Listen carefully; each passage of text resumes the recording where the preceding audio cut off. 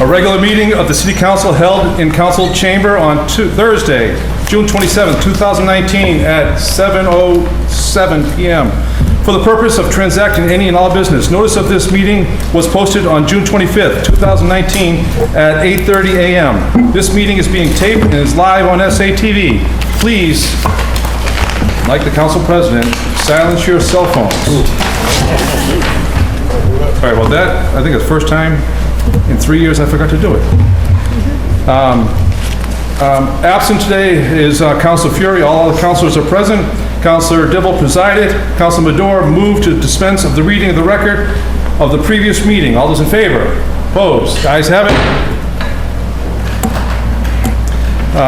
President Dibble requested that everyone please rise to recite the Pledge of Allegiance led by Scouts from Troop 83.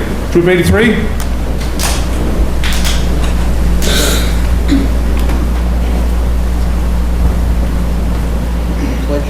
Allegiance to the flag of the United States of America and to the republic for which it stands, one nation, under God, indivisible, with liberty and justice for all.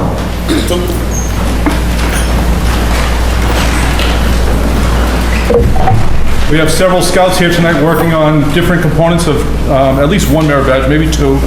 And I'd just like to recognize, if they can please rise, we have Kono Prescott. He's a Life Scout, almost Eagle. I've known this guy since little. Nice job. And we have Jeremy Valaka, who's a star rank. Yes. And we have Joseph Goyette, who's a second class. I've known Joseph since he was in kindergarten, I think. It's pretty cool. Connor Lilly, who's a tenderfoot. Connor. And Connor Buckley, who's a scout rank. And they're two scout leaders, Scoutmaster Raymond Prescott and Assistant Scoutmaster Paul Goyette. How about a round of applause for our scouts?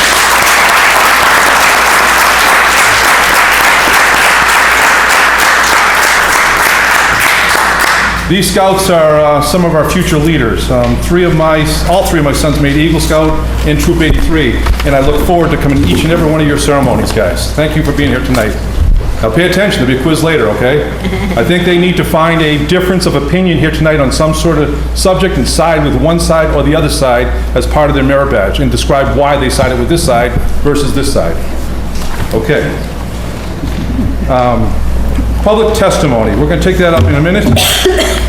I just want to point out that, and I apologize to the council, I met with the mayor on this. We've made great progress over this year. We get our packages emailed to us on Thursday or Friday. This week, the mayor's office couldn't get it out in time. It was delivered to the city clerk on Tuesday at noon or so, right before noon, at the deadline. And then Eileen and her staff crunched them all together, and we got our packages way late on Tuesday. I couldn't read mine until Wednesday. I prefer taking the time to read it over the weekend, so I apologize you didn't have it in time. The mayor has promised me that she'll try to get it out to us on Thursdays so that we can digest it over the weekend. So with that, I'd like to say that if any councilors have any questions on any matters, I have no trouble at all putting anything in committee tonight. Okay? That being said, with that, I have Councilor Milo.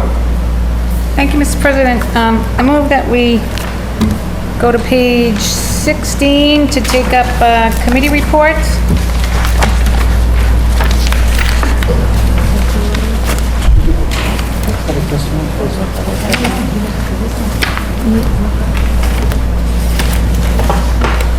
Before we do that, why don't we take up public testimony real fast and we'll go right to page 16, okay? That's fine. Okay, public testimony, we have two speakers tonight.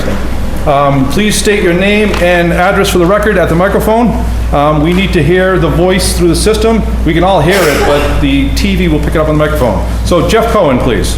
Jeff Cohen, 12 Hancock Street, Salem, speaking on in support of the municipal and religious reuse with the revisions done by the planning. In action, planning committee. In action is action. This has gone on long enough. All the criteria has been met, all the concerns equally so. So I urge you to unanimously support this and vote it affirmatively. Thank you. Thank you. We have Tyler Terry, please.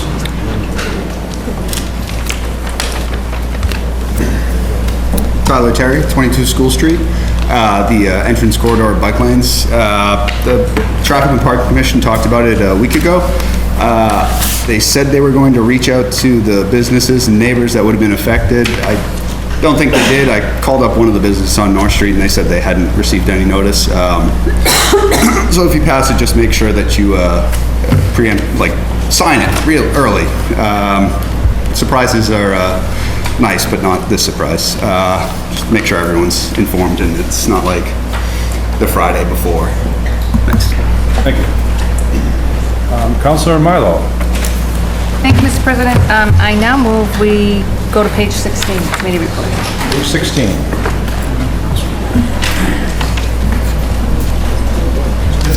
The first item, Councilor McCarthy. Thank you, Mr. President.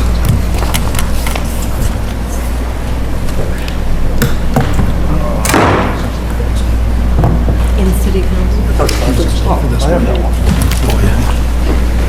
The City Council Committee on Ordinance, License, and Legal Affairs met in council chambers on Thursday, June 27, 2019 at 6:30 p.m. for the purpose of discussing, hold on. Let the record show that Councilor Flynn has recused himself. Thank you, Mr. President. City of Salem, Thursday, June 27, 2019, the Committee on License, Ordinance, and Legal Affairs, to whom was referred the matter of the fire pit ordinance, I guess is the best way to refer it. An ordinance to amend an ordinance relative to fire prevention, Chapter 20, outdoor cooking appliances and heating equipment in fireplaces, has considered said matter, and the committee's recommendation would be to recommend, with a positive recommendation for second and final passage. Under discussion. Thank you, Mr. President. Briefly, we had the fire chief in, the fire prevention lieutenant in, and at our last meeting, they brought in an ordinance relative to fire pits. It's just basically, in the package is included a letter from the fire chief. I asked him to explain what the rationale was. It's more of an educational tool. Basically, as Chief Junta stated, he's been on the force for 36 years, and everything that's in here is what they've been, their common practices, what they've been following for the last 36 years as a fire department. This is just a way of formalizing it and educating people as to what is actually allowed and what isn't allowed. As you know, as we move forward, a lot of the businesses downtown are moving to those outdoor heaters, whether they're those mushroom ones or the low-lying ambient ones that look like lava pits or something. So it's just make sure that everyone's on a level playing field, understand what the rules are. And so we passed it on our last meeting of first passage, referred it to committee just in case there were any tweaks they wanted to make. The fire team believed that it was good the way it was written. They did a lot of homework on it, and so their recommendation was for second passage to us, and that's what the committee decided to do. So the recommendation tonight would be for second and final passage. Excellent explanation. Any further discussion? On the acceptance of the report by the committee, all those in favor? Opposed? The ayes have it. On the adoption of the recommendation, all those in favor? All those opposed? The ayes have it. So carried. Councilor Turrio. Thank you, Mr. President. I move that we go back to the regular order for now so we can do our hearings and confirmations, and then we'll take care of our other guests. These should be quick. So we're on page 3? Yes. Very good. Hearings. We have an order from Comcast to install a pole and conduit on Artist Road. Councilman Dora. No, Oh, appearing in favor. I'm sorry. Appearing in favor. Name and address for the record, please. Good evening, Dave Llewellyn, Comcast. I'd like to speak in favor of the Comcast petition to set a solely owned utility pole at Artist Row for the purpose of providing service to the 5 businesses at that location. Is there anybody else here to speak in favor of this? Councilor Turrio. Thank you, Mr. President. I'll just point, this is a culmination of roughly 2 years of effort to try and get service in there economically feasible, and we came up with a solution that involved bringing it out from the adjacent building and up on this pole that'll be hidden amongst the trees that are across from between the lobster shanty and the congressman's office. So service will be coming out of that building instead of the far more expensive option of tunneling through down the street and having to pull out all those cobblestones. It was a long project to figure that out. Anybody else like to speak in favor of this? Is there anybody appearing tonight in opposition? Any further discussion from the councilors? There being none. Councilor Madore. Thank you, Mr. President. I move that the hearing be closed. All's in favor? Opposed? Ayes have it. Councilor Madore. For this to be granted. All's in favor? Opposed? Ayes have it. Thank you. Thank you. Dave, good to see you again. Appointments and reappointments. We have held from the last meeting the mayor's appointment of Milo Martinez as an alternate member to the Historical Commission with a term to expire February 22nd, 2020. Councilor Madore. Thank you, Mr. President. I move for confirmation by roll call vote. Under discussion? Thank you, Mr. President. Mr. Martinez, a fairly new resident to Salem, live in a common neighborhood. He is very invested in the neighborhood, and just after a year or so living in Salem, he has become very active in getting involved in the Common Neighborhood Association and has shown a lot of passion for our city, not just the neighborhood he lives in. So I'm really glad to see that he's willing to devote his time, spare time, to serve our Historical Commission, which is a very important body in our city. So I totally recommend his appointment as an alternate, and thank you, Milo, for serving. I don't know where you are. There you are. So, thank you. Any further discussion? There being none. On Councilor Madore's motion for confirmation by roll call vote, Madam City Clerk, will you please call the roll? Councilor Turiel? Yes. Councilor Sargent? Yes. Councilor Peterson? Yes. Councilor Milo? Yes. Councilor McCarthy? Yes. Councilor Madore? Yes. Councilor Gerard? Yes. Councilor Flynn? Yes. Councilor Dominguez? Yes. Councilor Dibble? Present.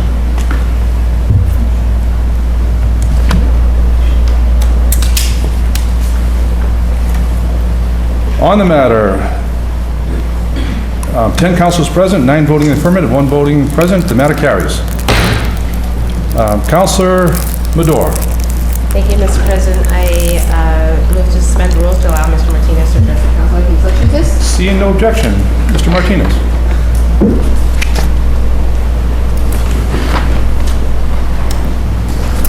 Good evening, councilors. I would just like to thank the mayor for her appointment, the council for the confirmation.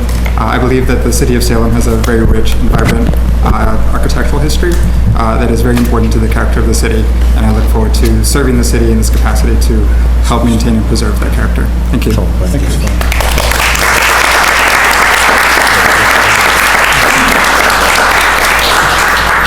Further appointments and reappointments.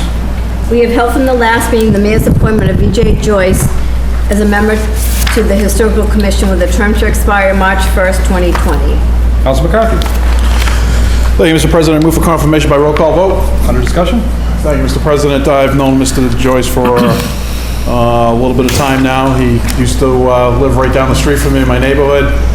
He's very involved with the neighborhood group even to this day, even though he's moved slightly down the street, still in my ward, so I'm very happy for that. Mr. Joyce is a dedicated architect, and he's also been doing a lot of work with Historic Salem Inc., and they wholeheartedly support his appointment to this board, and so do I. I think he's going to be a wonderful addition, and I think he's going to bring a lot of that young, youthful energy to the board, and I'm really excited for this opportunity for him, and I wish him all the best.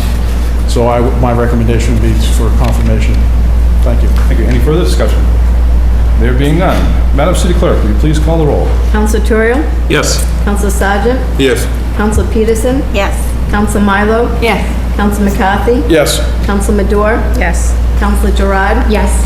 Councilor Flynn? Yes. Councilor Dominguez? Yes. And Councilor Dibble? Present.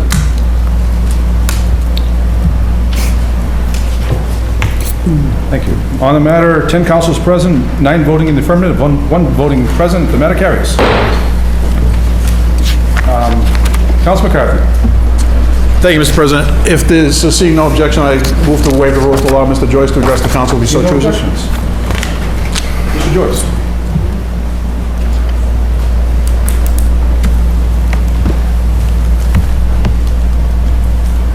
Evening, everyone. Thank you all so much. Thank you for the mayor for the appointment and as well for my confirmation. Very excited to serve on this board. It's an absolute honor, and very excited to be able to pursue and continue and even further Salem's amazing and groundbreaking architectural heritage and history. Thanks again.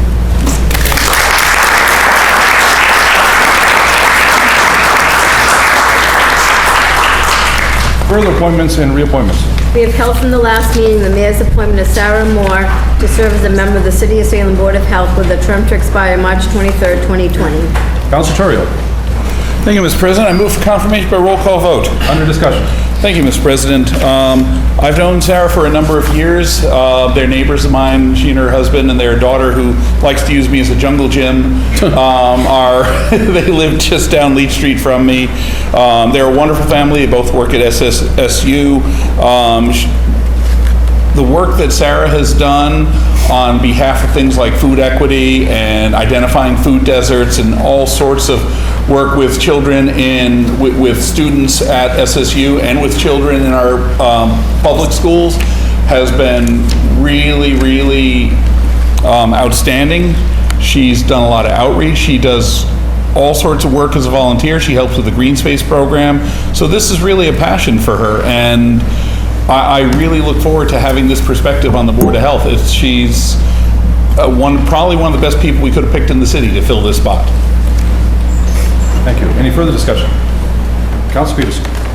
Thank you, Mr. President. I want to echo a lot of that and just say that I have become passionate about solving our food insecurity issues in Salem, largely due to Professor Moore's work in the city. I was invited to join a course that she taught earlier this year that included SSU students and students from our elementary schools working together to think about these big problems that we face as a city. So I think I'm so happy that she wants to give back in yet another way, and we're very fortunate.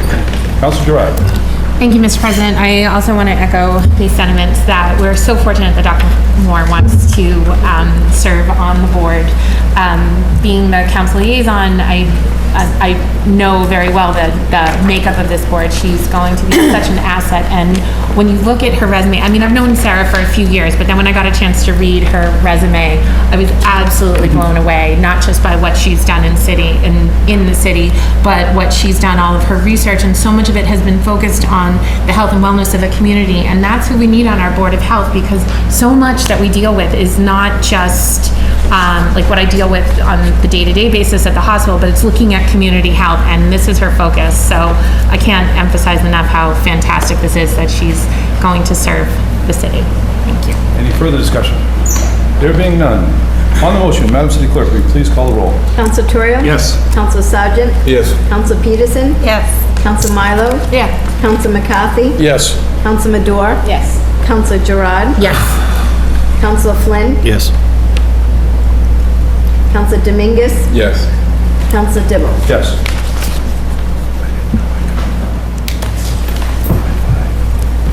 On the motion, 10 councilors present, 10 voting in the affirmative, the matter carries. Further motions? No. Further, oh, excuse me.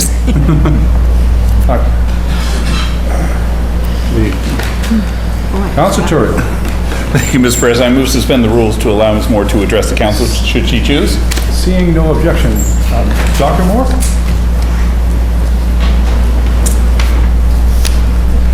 Thank you to Mayor Driscoll and to the council. I'm super excited to serve the community in this capacity. I'm really looking forward to bringing my research experience and expertise around health equity and the social determinants of health, bringing that perspective to bear on the work of the Board of Health. So I'm very excited. Thank you very much. Thank you.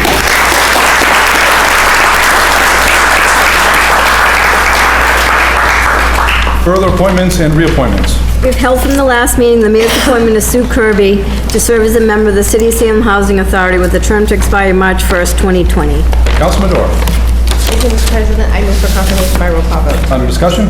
Thank you, Mr. President. I am really glad that Sue is willing to serve in this capacity. Having seen her resume, I didn't even realize that she's had such extensive background in community organizing, and I think she would be perfect for this role, representing her community in this way, and I fully support her appointment. Any further discussion? There being none. On the motion, Madam City Clerk, will you please call the roll? Council Torrio? Yes.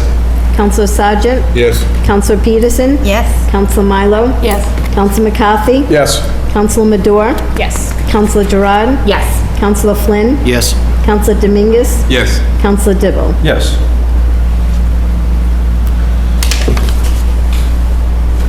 On the matter, 10 councilors present, 10 voting in the affirmative. The matter carries.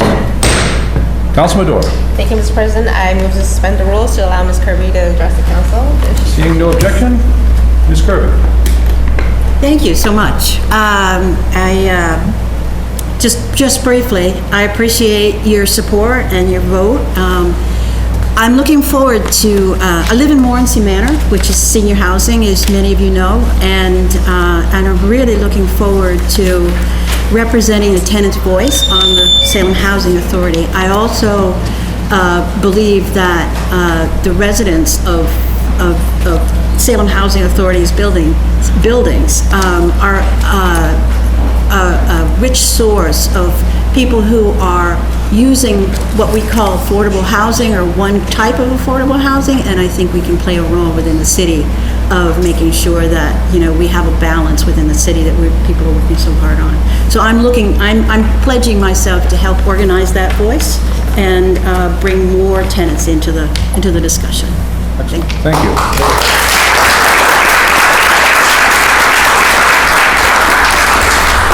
Further appointments and reappointments. We have the mayor's appointment of Maureen McKinnon to serve on the Salem Commission on Disabilities with a term to expire June 27th, 2022. Councilor Terrio. Thank you, Mr. President. Move be held under the rules. Held under the rules. Further appointments and reappointments. We have the mayor's appointment of Melissa Vieira to serve on the Salem Conservation Commission with a term to expire on November 15th, 2021. Councilor McCarthy. Thank you, Mr. President. I move that it be held under the rules. Held under the rules. Further appointments and reappointments. The mayor's appointment of Paul Fasika to serve on the Salem Zoning Board of Appeals with a term to expire on May 1st, 2022. Councilor Peterson. Thank you, Mr. President. I move that this be held under the rules. Held under the rules. Further appointments and reappointments. We have the mayor's reappointment of Alexander Mitchell Minerva to the Board of Registrar of Voters with a term to expire on June 23rd, 2022. Councilor Gerard. Thank you, Mr. President. I move for confirmation by roll call vote. Under discussion? Just briefly want to say thank you again to Alex. He has done a phenomenal job on the Registrar of Voters. He brings a wealth of knowledge, his background in law, and we're very fortunate to have him, and I thank him for continuing to serve. Any further discussion? There being none. On the motion, Madam City Clerk, will you please call the roll? Counselor Terrio. Yes. Counselor Sargent. Yes. Counselor Peterson. Yes. Counselor Milo. Yes. Counselor McCarthy. Yes. Counselor Madore. Yes. Counselor Gerard. Yes. Counselor Flynn. Yes. Counselor Dominguez. Yes. And Counselor Dibble. Yes.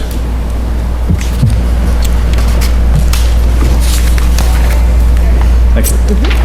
On the motion, 10 councilors present, 10 voting in the affirmative. The matter carries. Further appointments and reappointments. We have the mayor's reappointment of Michael Quigley to the Salem Youth Commission with a term to expire on June 23rd, 2022. Councilor Dominguez. Thank you, Mr. President. I move for confirmation by roll call vote. Under discussion? Yes, quickly, I just wanted to thank Mr. Quigley for willing to continue to be on such a very important commission. This commission is one of the, I think, the future that we have in our city, so we really appreciate his service as a youth commission member. So thank you. Thank you. Any further discussion? There being none. On the motion, Madam City Clerk, will you please call the roll? Counselor Terrio. Yes. Counselor Sargent. Yes. Counselor Peterson. Yes. Counselor Milo. Yes. Counselor McCarthy. Yes. Counselor Madore. Counselor Gerard. Yes.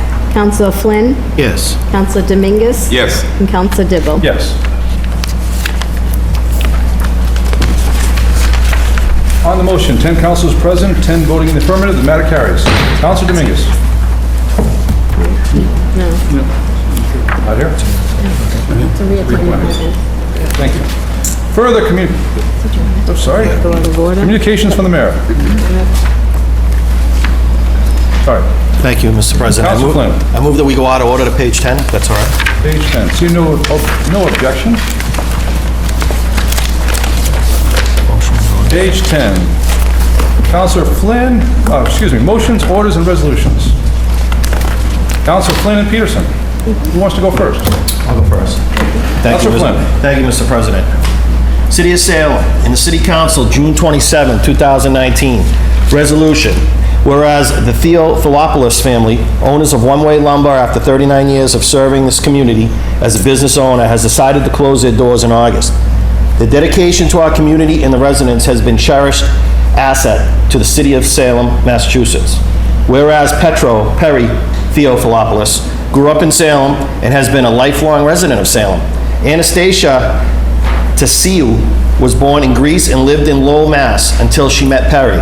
They were married on June 3rd, 1966, and have been happily married for 53 years living in Salem. They were blessed with 2 sons, Arthur and Paul. Whereas Perry attended Salem High School and later joined the Navy.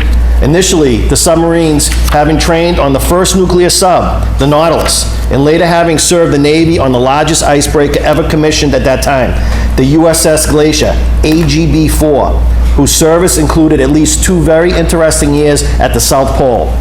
Perry received an acknowledgement and thank you letter from Admiral Byrd's wife for continuing her husband's goals in Operation Deep Freeze. Whereas Perry, having initially worked as a builder and cabinet maker, took the advice of his wife, a smart man, and together opened Young World Nursery School in 1974. And in 1980, Decia took Perry's advice and with no retail experience opened One Way Lumber. It was one of the first all-enclosed lumber yards and certainly one of the only woman-operated yards in the country. Independent 1984, One Way Lumber also became an Ace Hardware franchise, one of the first on the North Shore. Thank you, Counselor. Whereas for almost 40 years, One Way Lumber has built a reputation on quality, trust, and service from the homeowners to the large builders. Although a franchise, Perry and Tasia always maintained a feeling of a mom-and-pop lumber yard, which has served many Salem residents and families and welcomed all those who entered its doors in a cheerful and professional manner. They were always there giving professional and more often than not personal advice. Whereas as One Way Lumber operations are currently winding down, it will be greatly missed by many. The Theophilopoulos family will also miss everyone. The family appreciates the almost 40 years of friendships and dedication from all of its customers. They feel it was truly a joy and blessing to service Salem residents and the local communities. Now therefore be it resolved that the City Council on behalf of its residents extend to Petro, Anastasia, Arthur, and Paul sincere thanks and to them for their many years of dedication to this community. And congratulate Petro and Anastasia on their retirement and wish them well on their trip to Greece and spending time with their family. And be it further resolved that the City Council make this resolution a matter of record of these proceedings and that a suitable copy of this resolution be presented to Petro and Anastasia Theophilopoulos on behalf of the Salem City Council as a token of our appreciation and very best wishes for good health and happiness in the future. And I move for adoption. Under discussion. Do you want to go first? Councilor Flynn. Thank you, Mr. President. I think this is a wonderful, wonderful thing that we're doing here for a wonderful family. One of the most important things we do as city officials and elected officials is the residents of Salem. And we need to recognize when people do special things. The family over here opened a mom and pop business and they went through Somerville Lumber being up there, Home Depot, and unfortunately throughout the country you see the mom and pop places close. But Perry, he never gave up, and he had a loyal customer base, and he thrived. On top of his naval service, being on the submarines, a pretty interesting story too. I got to know his son Arthur over the years, wonderful person who also runs daycare over there. And I think it's a great thing that we recognize them, and we wish them well in their retirement for a long, happy, and healthy many, many years. Thank you. Well said. Councilor Peterson. Thank you, Mr. President. Councilor Flynn and I are sharing this honor tonight because they live in Ward 4 and they are operating in Ward 3. And I've had the honor of getting to know them since, as business owners in Ward 3 since I started. And they are a wonderful family. And I know that I've had so many people reach out concerned and sad to see them go because it has been such a wonderful business in our ward. And such wonderful relationships with the community. So want to just publicly thank them for that. Any further discussion? Council Sergeant. Thank you. And Salem has a lot of small businesses that can compete with chain stores because of, character and workmanship, and among other things. And that's typical of what's happened here. I've been going in and out of there for like 30 years. Have my kitchen cabinets there, and they're still working fine. And tonight, I think is probably the first night I'm ever going to say Theophilopoulos. After all those years. It wasn't easy. It took some learning, but I got it. So thank you for all your service. Any further discussion? Thank you, Mr. President. One last thing, I'd also like to recognize for getting this whole process started, Leo Joden, a Salem legend who everyone knows and does so much for the city, and giving updates and political analysis on his show. And he definitely was one of the main reasons that sparked the idea to recognize this great family, and I'm really thankful that he did. Thank you.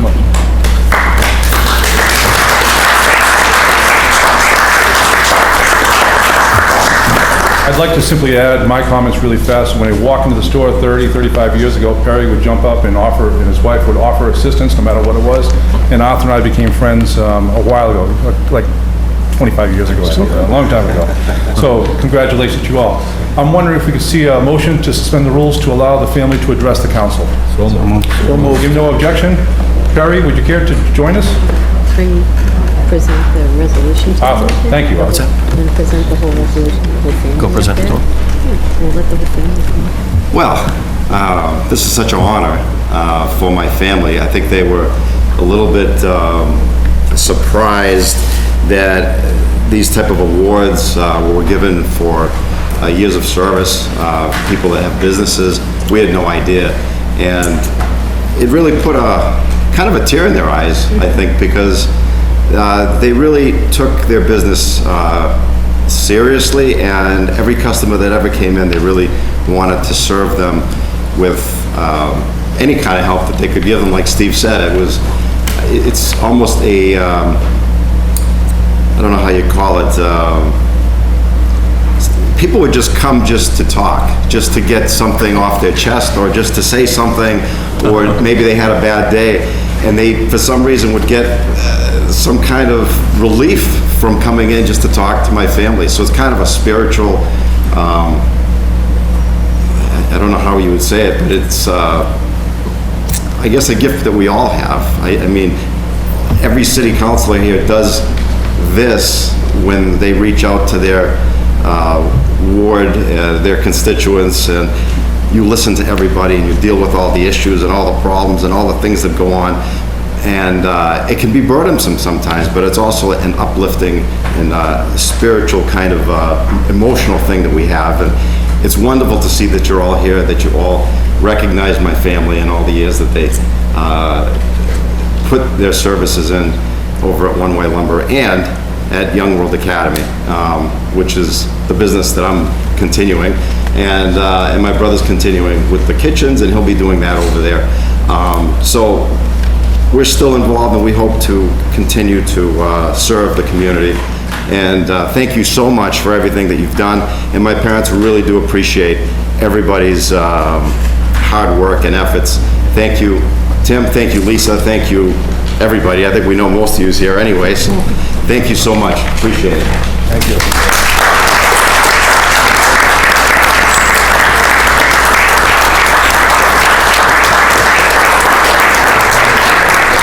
Motion for a 1-minute recess? I apologize. We still have to move for adoption, too. Sorry. Hold on. I just want to say, I'm sorry, name and address for the record. Paul, 26 Valley Street. Oh, jeez. I just wanted to, as well, say thank you to you, Stephen, Eileen, thank you, and we thank the mayor as well. I do feel this is a bittersweet thing for my folks. They've been working for 40 years at the Lumberyard, making friends with all of our customers, some of whom have passed, and as they've gotten into their 70s, you know, we feel that, you know, hey, you know what, folks, it's time to put the hat down, retire, and relax. but it's certainly bittersweet. We've received phone calls from states as far away as Florida, from customers of ours. Over the past 2 months, we've had customers coming in every single day, just saying thank you. I don't know what we're going to do without our social visit to One Way Lumber and our wood supplies and cabinetry and whatnot. But I'm continuing the cabinets, of course, with my business next door. But it's been a long road, and I do want to thank again Leo. He's always stressed that locals should buy locally, and I think that's such an important thing. On his program Salem Now, he's always interviewing local businesses in Salem and helping to get the word out to new residents, especially a lot of new faces that we get happen to be watching Salem Now, and they come in thanks to Leo. I just want to say thank you to him as well. Appreciate it. Thanks.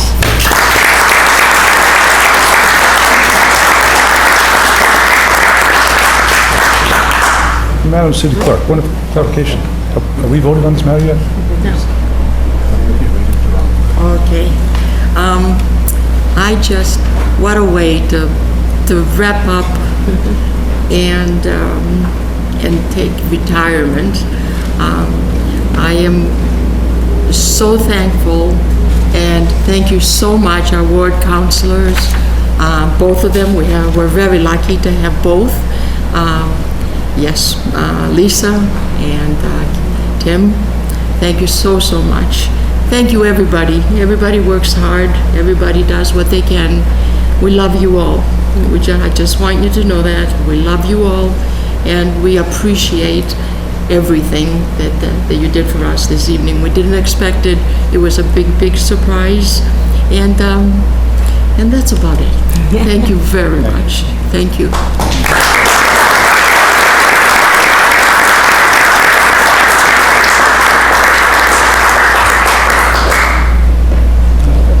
On the motion for adoption, to recognize his wonderful family and all the services that their business has provided.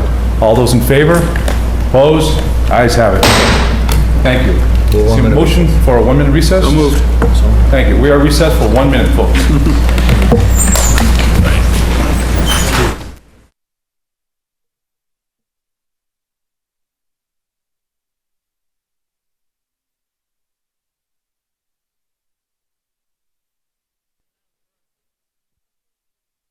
Excellent. Councilor Peterson.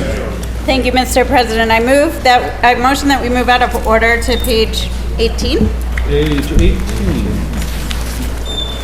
Communications from city officials. The following order introduced by Jane Guy, Assistant Community Development Director for the CPA. Councilor Peterson. Adoption. I move for adoption. Under discussion? Yeah, so this is the list of CPA Fund 2020 projects. And we have, I'm moving for adoption, but we also, I want to point out, we have Jane Guy here with us in chambers, and she's available to answer any questions if anyone has any. So I don't know what's best, if I ask if people have questions or just suspend the rules for her to Further discussion. Okay. Any further discussion? Councilor Milo and Councilor McCarthy. Thank you, Mr. President. I would move that we divide this question, and with the exception of the housing for the North Shore CDC Lighthouse, we split the public funds or the projects that are city projects versus the nonprofit projects, so that we can vote separately on them. Okay. Clara, can you please clarify which items you'd like to have under one vote versus the other? So, and I'd ask Ms. Guy to correct me if I'm wrong on this. So I would keep the housing, obviously the general funds, the courthouse, Old Town Hall, Broad Street,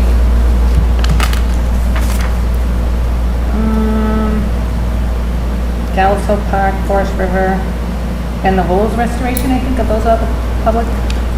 Okay, thank you. Did you say So the I- lighthouse too? Did you say the lighthouse as well? Yes, yeah, the housing piece, because Salem doesn't have its own housing authority, so, and we do have to spend that money. So this will give those of us, and it may only be me, the opportunity to vote public funds for public projects and allow us to support the taxpayers with their, right, the public projects with taxpayer money. Thank you. Any further discussion? There being none, before we handle the matters... There is. Oh, I'm sorry, Councilor McCarthy. I can see your hand. Thank you, Mr. President. I just want to rise and want to thank Jane and her committee. I mean, they do a lot of work during the course of the year. They vet out all these projects. I mean, we just get the final list. They vet out projects from A to Z. They break them all down and determine, I'm sure that a lot of these projects were asking for more money, and they kind of break it down and try to make it equitable for everything. They can only fund the projects that are in front of us. So I know there's been a lot of pushback in the last couple of years. I mean, we're seeing from the first year we approved this till now, we're seeing a lot more of public projects, city projects, if you want to take it that way. But there are still going to be some institutions in the city that provide to the fabric of this community that are going to be asking for funds for whatever reason. And I just want to thank the committee for all their work on listening to everybody and coming up with a list that they present to us, and it's ultimately our decision whether to fund them, but they're the ones that do all the legwork to it, and I want to thank them publicly for all the work that they do behind the scenes. Well said. Thank you. Any further discussion? Councilor Milo? We need a second on my motion. Yes. Do we have a second for Councilor Milo's? Sure. Seconded. On Councilor Milo's motion to divide the question, all those in favor?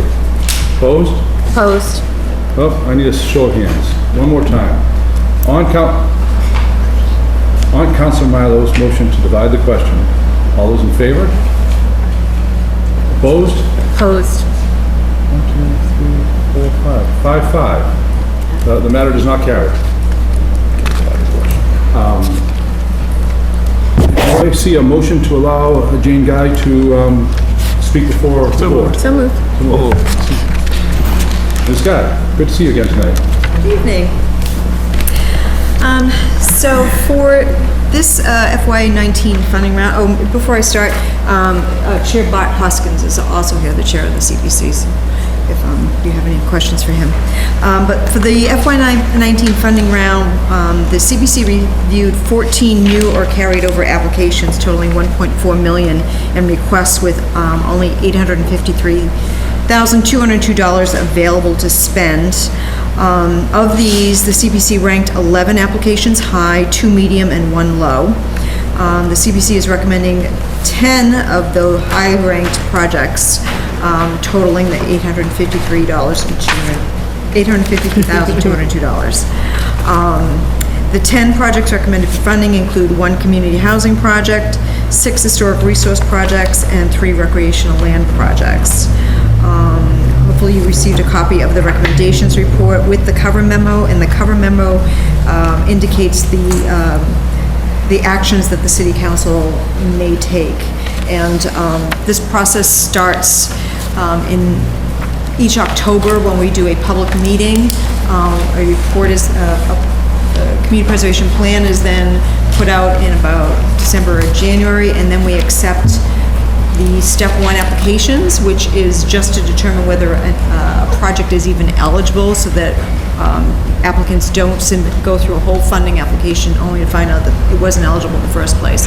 So they do a step 1 application, and then those that are determined eligible are invited back for a funding application, and that's when this process then commences again in April, and the committee will meet and rank order all the applications, and then meet a couple of times to actually go over each application and make its determination of funding. I'm happy to answer any questions. Good, sir. Yeah, the 4 hands go at the same time.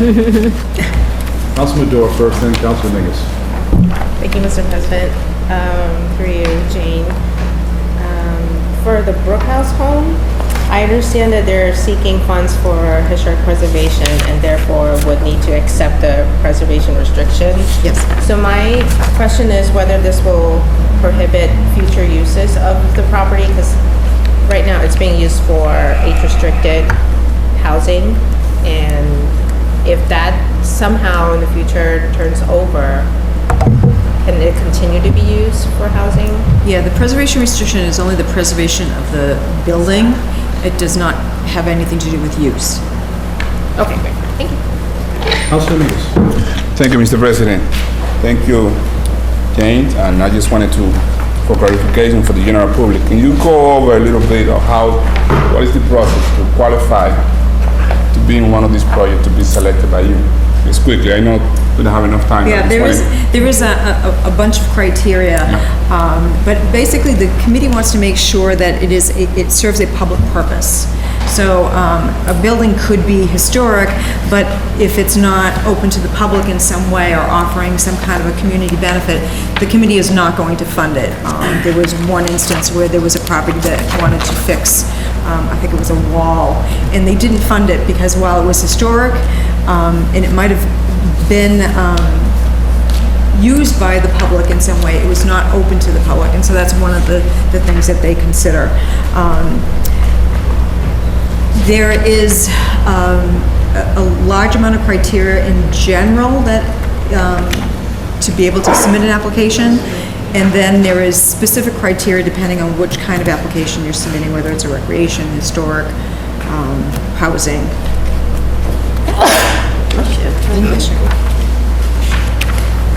Any further discussion?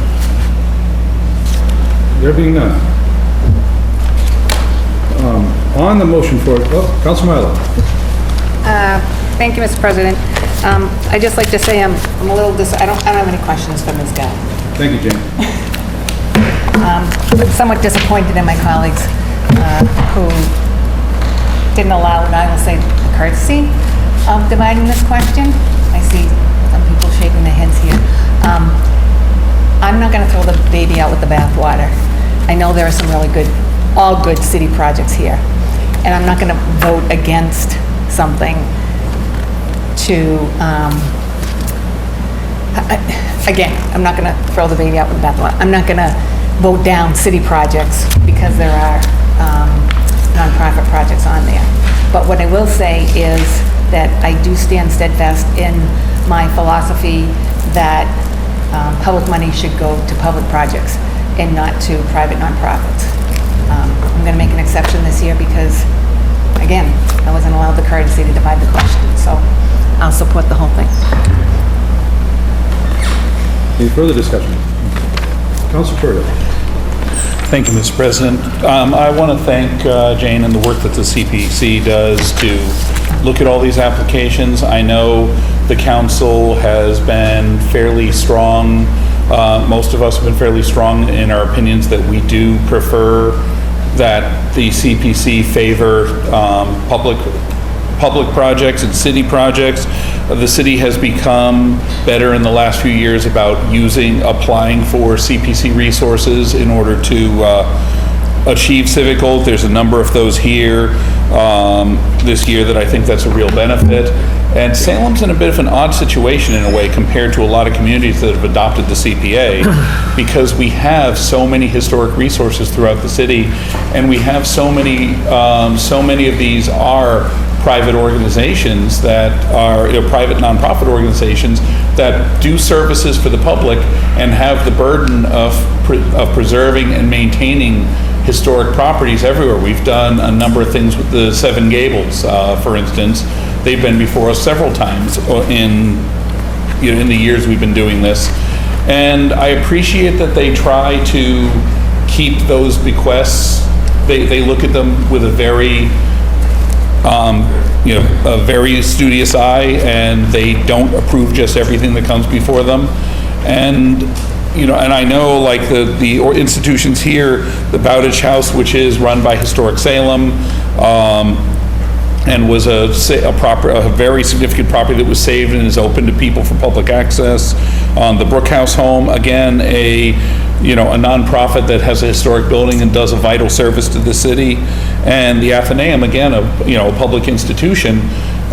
These are, I appreciate how selective they were to get to the point of being willing to recommend them. I agree with, I think, virtually all my colleagues that I think that the city's needs directly and the public resource, the truly fully public resources should always be the priority. I look forward to hopefully seeing the Salem Housing Authority come before us for grants in the future to help them expand their mission. And, but I do support this list that they came up with. I appreciate their work. Any further discussion? Council Sergeant. Thank you.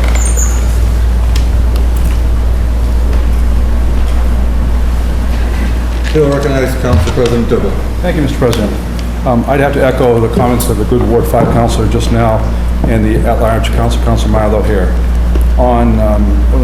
My belief is that the money should be earmarked for public benefit, for public projects, when it's appropriate and when the funds are available. We can then fund other private entities that serve a public benefit. So I agree with Jane Guy's comments earlier. Thank you for that. It's been my wishes for several years now. I lobbied to get this thing passed years ago, and it's a good thing. And it's supposed to be more, in my mind's eye, more of a community preservation. So with regard to the housing, I'd like to see actually low-income, affordable units, senior housing, veterans housing actually being built. I don't think we've built any in 20-something years, at least 15 years. A couple of affordable units here and there, one here, one there, but not an actual project to help with the cost of housing in Salem. I'd also like to see money carried over, just like with the housing, carried over so we develop a bigger pool of money and not spend everything, so that at the end of 3 or 4 years, we might have a large pool of money that we could buy some land that might be in jeopardy and protect that land, whether it's along the Forest River or up in Witchcraft Heights or wherever it be, that there's probably some lands that we might want to hold on to. So I'd like to see the commission consider those, if you would, Mr. Chair. Thank you, Mr. President. Thank you, Council Dill. Any further discussion? There being none, on the motion for adoption, all those in favor? Opposed? Ayes have it. Councilor McCarthy. Thank you, Mr. President. I move that we just keep going with this section on the communication with city officials, because we have Tom Daniels with us, and then after that, I would move that we go out of order to committee reports to take up the meeting that we had last night relative to the 2 appointments that we're recommending and that they're actually here tonight. Councilor Giroux. Thank you, Mr. President. Can I just ask, since we have Danica from the Peabody Essex Museum, that's just a quick petition for the block party, if we could just take that really quickly, because I have a feeling that Tom's presentation reviewing the planning board result, that's going to take some time. That's fine.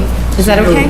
Okay, so the second item on page 28 under petitions. 28. Thank you. Petitions.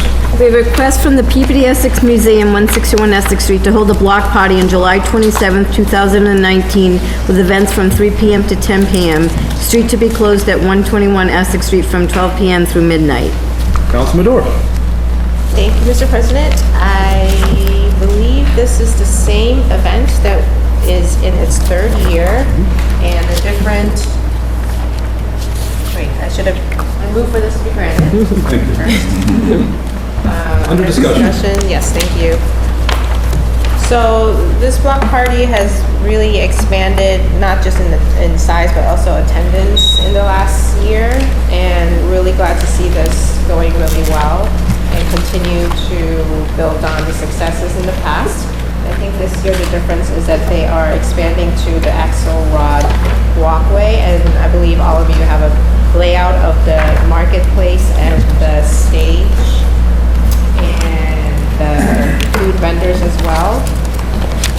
So they're requesting council approval to close down Essex Street pedestrian mall from the museum to Possum Boulevard where the Concord Hotel is. It's, that closure is not different from the past 2 years, and I hope everyone attends. It's a really good party.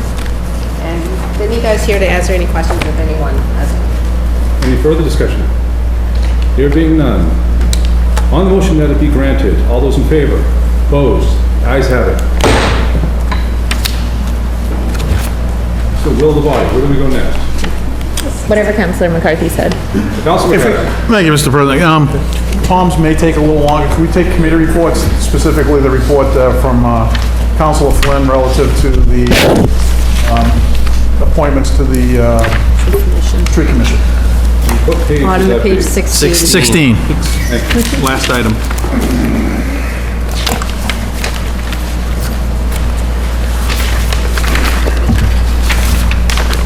And then we'll get to Tom. Big agenda today.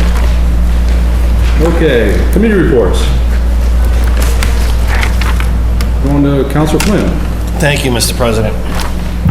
In City Council, June 27, 2019, the Committee on Government Services co-posted with the Committee of the Whole, to whom it was referred, the matter of reviewing applications and making recommendations to the City Council appointments to the Tree Commission, has considered said matter and would recommend the following as the City Council appointments.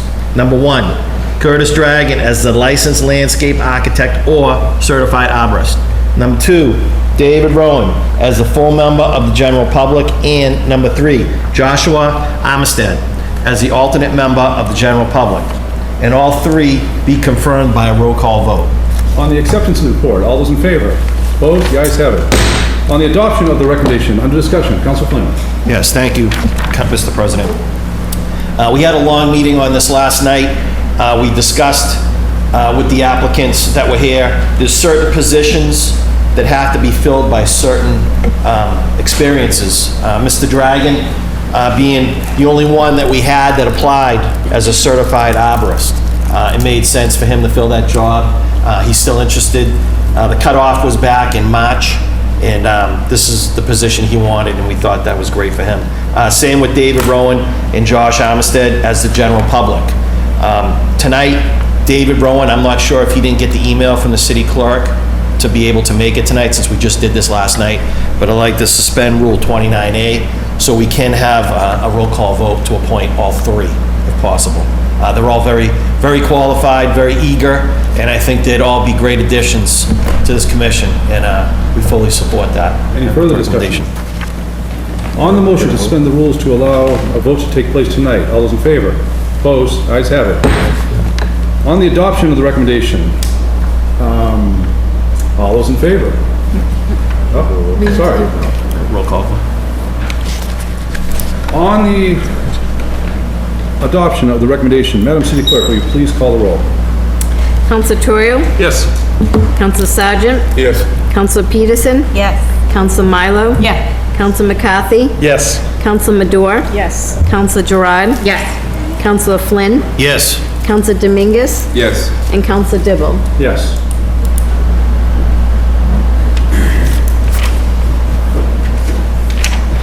On the motion for adoption, 10 councilors present, 10 voting in the affirmative, the matter carries.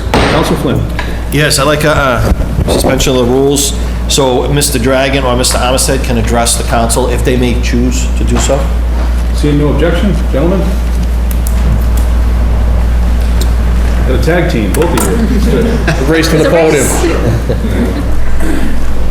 Well, I want to thank the council for their wisdom in creating this new commission, and I look forward to having, income and input from you guys as far as what we should do and the direction that we want to go in, and what your priorities are, and to work with the mayor and the council, and for any of the citizens that will need our services, and to create whatever we have to and move forward with it. And so I want to thank you very much for your time and effort for this.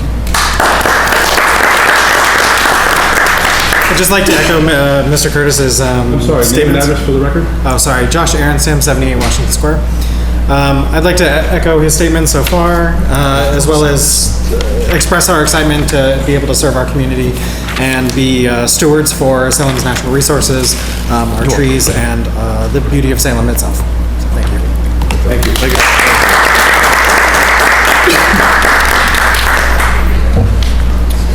Further committee reports. I think we skipped one here. Council McCarthy. We skip one? Second one, page 16? Well, I'm just skipping them. We're going to get to... Skipping them in general. want to do that now? Going back. Do the PA system? Yeah, one. What is the desire of the council? Council Dominguez. That's on clean. Yeah, but Yes, Council Flynn has one more. Council McCarthy. Thank you, Mr. President. If we could just go out of order for communication from city officials. Page 19. Page 19. Just take the one up at the top quick, and then the next one is the reason why Mr. Daniels is here. Communication, seeing no objections. Communications from city officials. we have the following order introduced by the city solicitor in accordance with Mass General Law, Chapter 26A, Section 20B, to declare that John Robinson met the requirements for exemption as set forth in the section, may retain as a foreman of Winter Island by the Park Rec and Community Services Department for 2019 summer season, not to exceed 500 hours. Council Dominguez. Thank you, Mr. President. I move for adoption.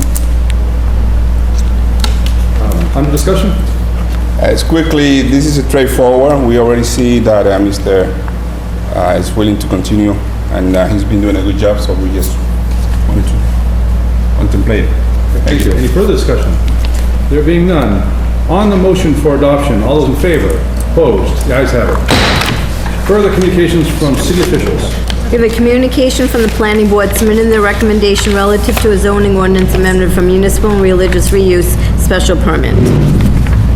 Waive the reading. What page are we on? 25. Council McCarthy. There we go. Page 25. 6 pages. Thank you, Mr. Anybody President. wanna read it? No, I've already read it multiple times, thank you. Thank you, Mr. President. I move for adoption for first passage by roll call vote. Receive and file. Oh, I have to remove and receive and file.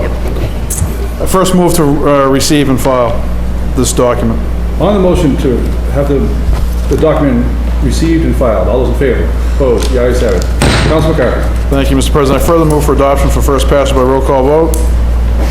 Under discussion. Thank you, Mr. President. There's, with us this evening, we have Mr. Daniels. We had a public hearing a couple weeks ago relative to this matter, and the matter was referred to the planning department, the planning board, and the planning board made a couple recommendations that back to us that were some changes, one of which I don't agree with, but I'll bring that up under discussion. But with us this evening, we have Mr. Daniel, and I want to thank him for all his efforts. I mean, this has been a long process, and we don't need to repeat what transpired previously, but when this was reintroduced as an option, as in a way to get these buildings repurposed, in order to do that, to come up with this alternative, I want to thank Mr. Daniels and his staff and their ability to work with a whole bunch of different groups to get us this language in front of us, and I want to thank them, and I want to thank the mayor as well, who's joined us about this topic. I think it's important to move this forward, but I'll allow Mr. Daniels to talk about some of the changes that they proposed, and then we can act on it from there. But so if there's no objection, or there's no further discussion, I would move to waive the rules to allow Mr. Daniels to speak. Any further discussion? Council Milo. Thank you, Mr. President. Before we get into the particulars of the ordinance, I would just like to commend the administration and thank my colleagues for doing the hard work of sometimes not taking what we get the first time around and talking and having public discourse and exchange of ideas, conversation, to obtain knowledge. I think this is, maybe I'm getting a little sentimental because of the 4th of July holiday, but I will say that I truly believe that this whole process that got us to here is exactly what it's about. It's exactly what we should be doing in these chambers. We should be doing our homework. We should be having exchanges. We should be questioning. We should be exchanging ideas. I think we come up with a better product that way. And I think, in spite of the fact that this took a little bit of time to get here, and that it was a little bit rocky, and some of us, I think all of us on either side of the issue took hits, I'm happy that we're at this point because overall, I think we've done well by the residents of Salem. I think sometimes too often we're quick to jump and just say yes. And while some people will disagree with this, I think a piece of our job, when I first got on this, took this seat, I promised to do my homework, I promised to bring common sense, I promised to consider all sides of an issue, and I think sometimes when we jump to yes, we don't get the other side, at least one other side of the issue. I cringe when people say, oh, it's a no-brainer, because it's never a no-brainer, not in this business. So I just want to thank everybody for taking the time, for taking the hits, for doing the homework, for coming to consensus, because I really do believe that we're in a better place. Thank you. Any further discussion? There being none. On the motion, seeing no objection to allow the planner to speak. Tom Daniels?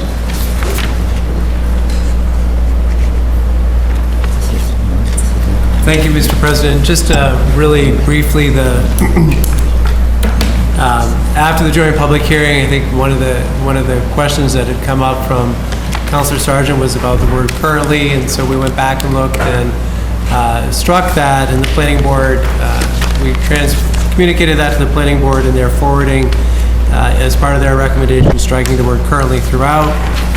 They also made a slight language tweak to make it explicit that on-street parking is, their second change was kind of not substantive, but just stylistic, deleting at the time of or before filing an application, replacing it with no later than at the time of an application. It's communicating the same thing. And then the third change was in the section regarding parking, making it, adding a clarification that the on-street parking would not count towards the requirement. They also are striking, recommending striking language about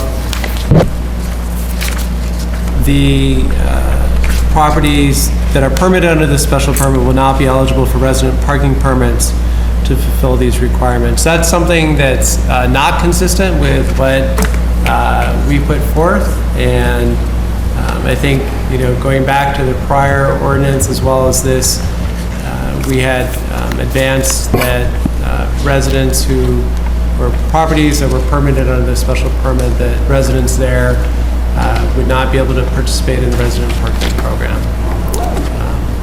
I'm happy to take any questions from folks. Any questions from the councilors? Councilor Dominguez. Thank you, Mr. President. I wasn't here on the public hearing, and I apologize for that, but I hear that it went pretty smooth, and that, like always, you do a good job presenting and informing the general public. But my question is regarding on the new ordinance that we have in front of us. How, what is the difference between this one and the other one, so we can relate to and say, okay, we have something in front of us that make a whole difference. I read this one and I see some similarity in some cases, and I see some changes. But can you really go a little bit on the difference between the first ordinance and this one that we have in here?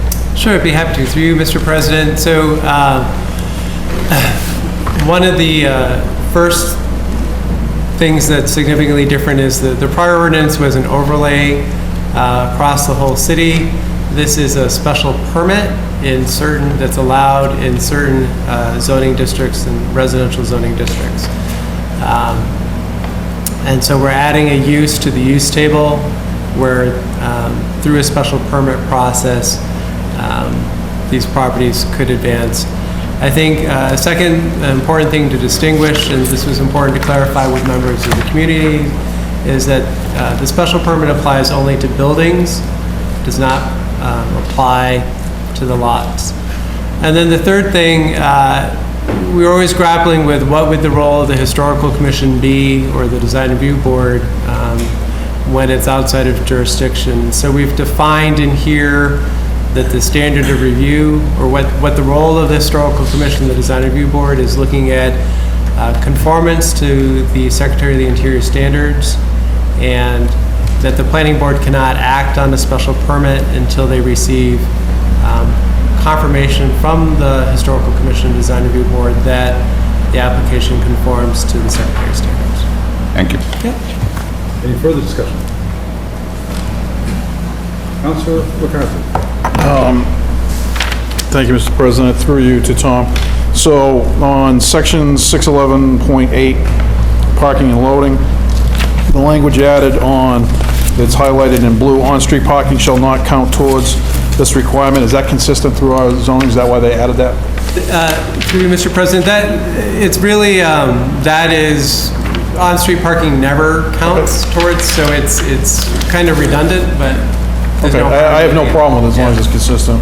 And then I guess my second question would be, because I was the one who proposed the language that was deleted, that's on the next page, which is right before section 611.9. Such properties will not be eligible for resident parking permits to fulfill these requirements. I don't think my question was, I think that's where the confusion is. I don't think was it to fulfill the parking requirement. Obviously, the parking requirement either has to be met on site or as references in a garage. My bigger concern is when you look at some of these developments, they're giving us an ask. Their ask is, now we're going to take a building, we're going to repurpose it, and we're going to turn it into housing. Well, if that building happens to be in a district that's already restricted resident sticker parking already, and anybody who has a resident sticker parking area in their ward will understand that the program itself is overburdened. We give out more passes than are already currently available to people to park on the streets already.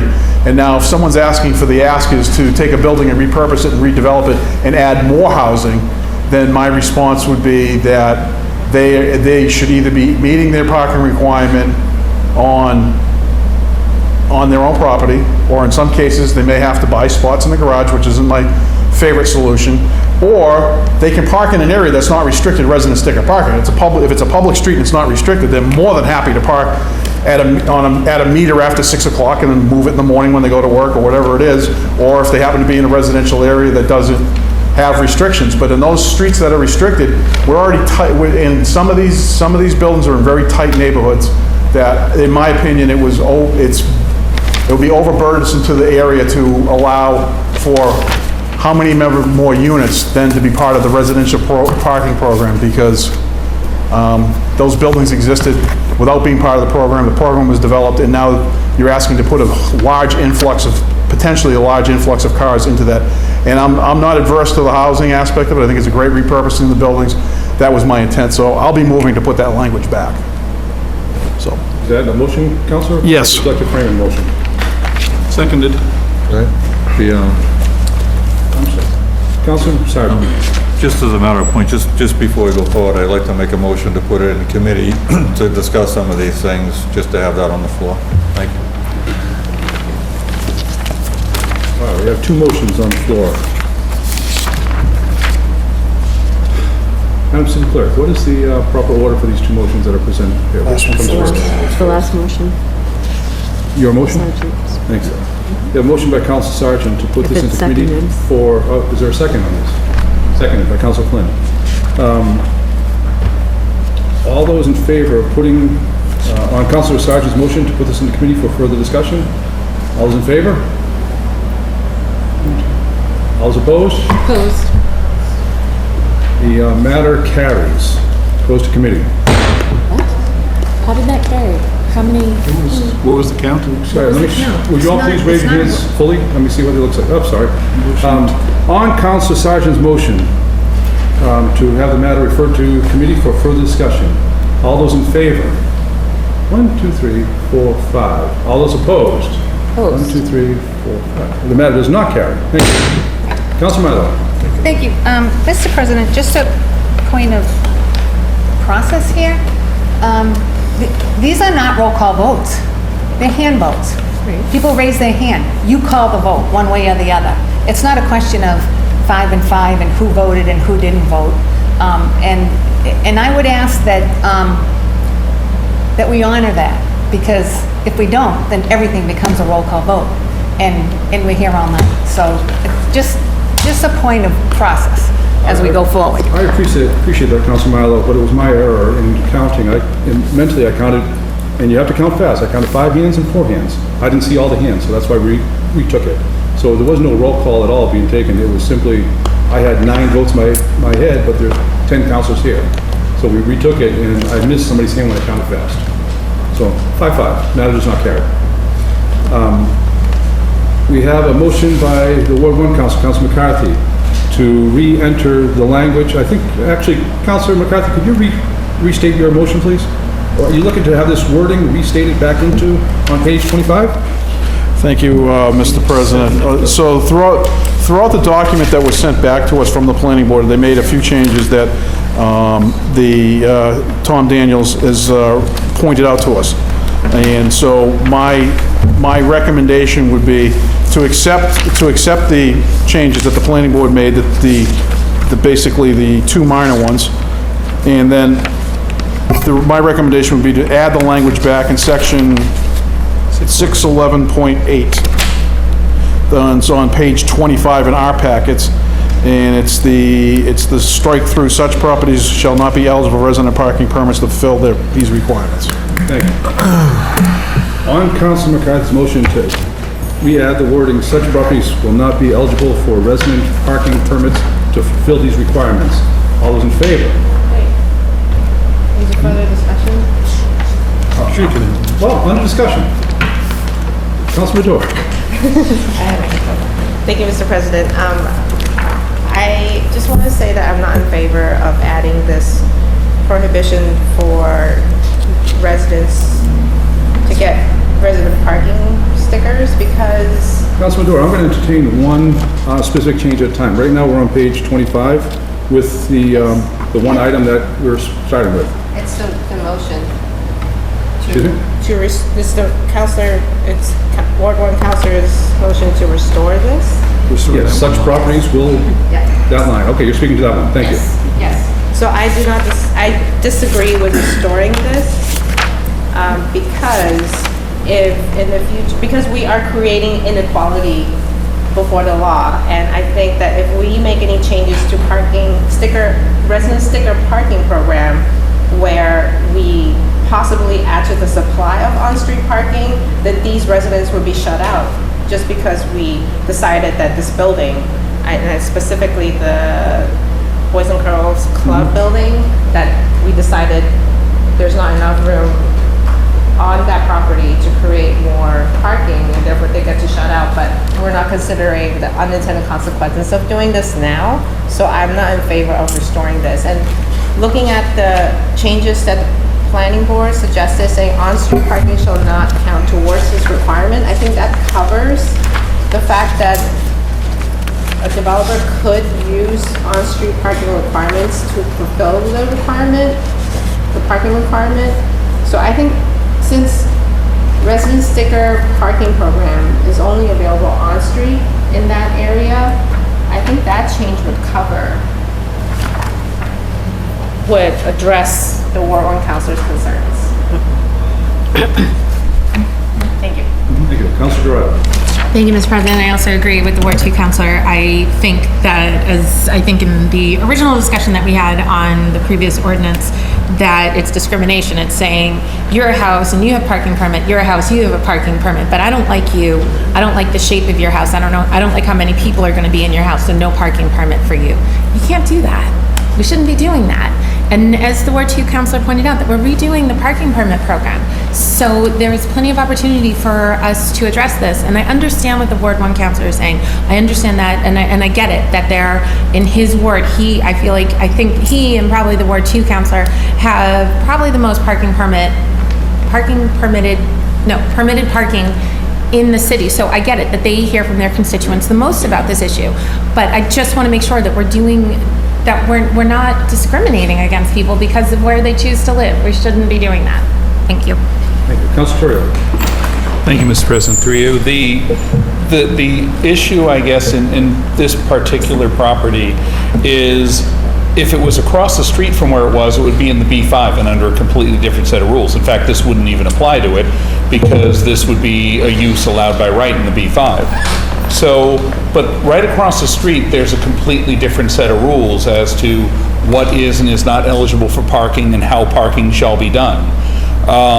So what we've done within this ordinance is we've essentially established the B5 parking rules for properties that are developed by saying within a certain distance of the garage, you offer garage passes, et cetera, et cetera. And we're also clarifying that on-street parking does not fill your parking requirement. But the difference is there's one building in all the list of buildings that are part of this that is in the middle of a residential parking district that is already very heavily burdened.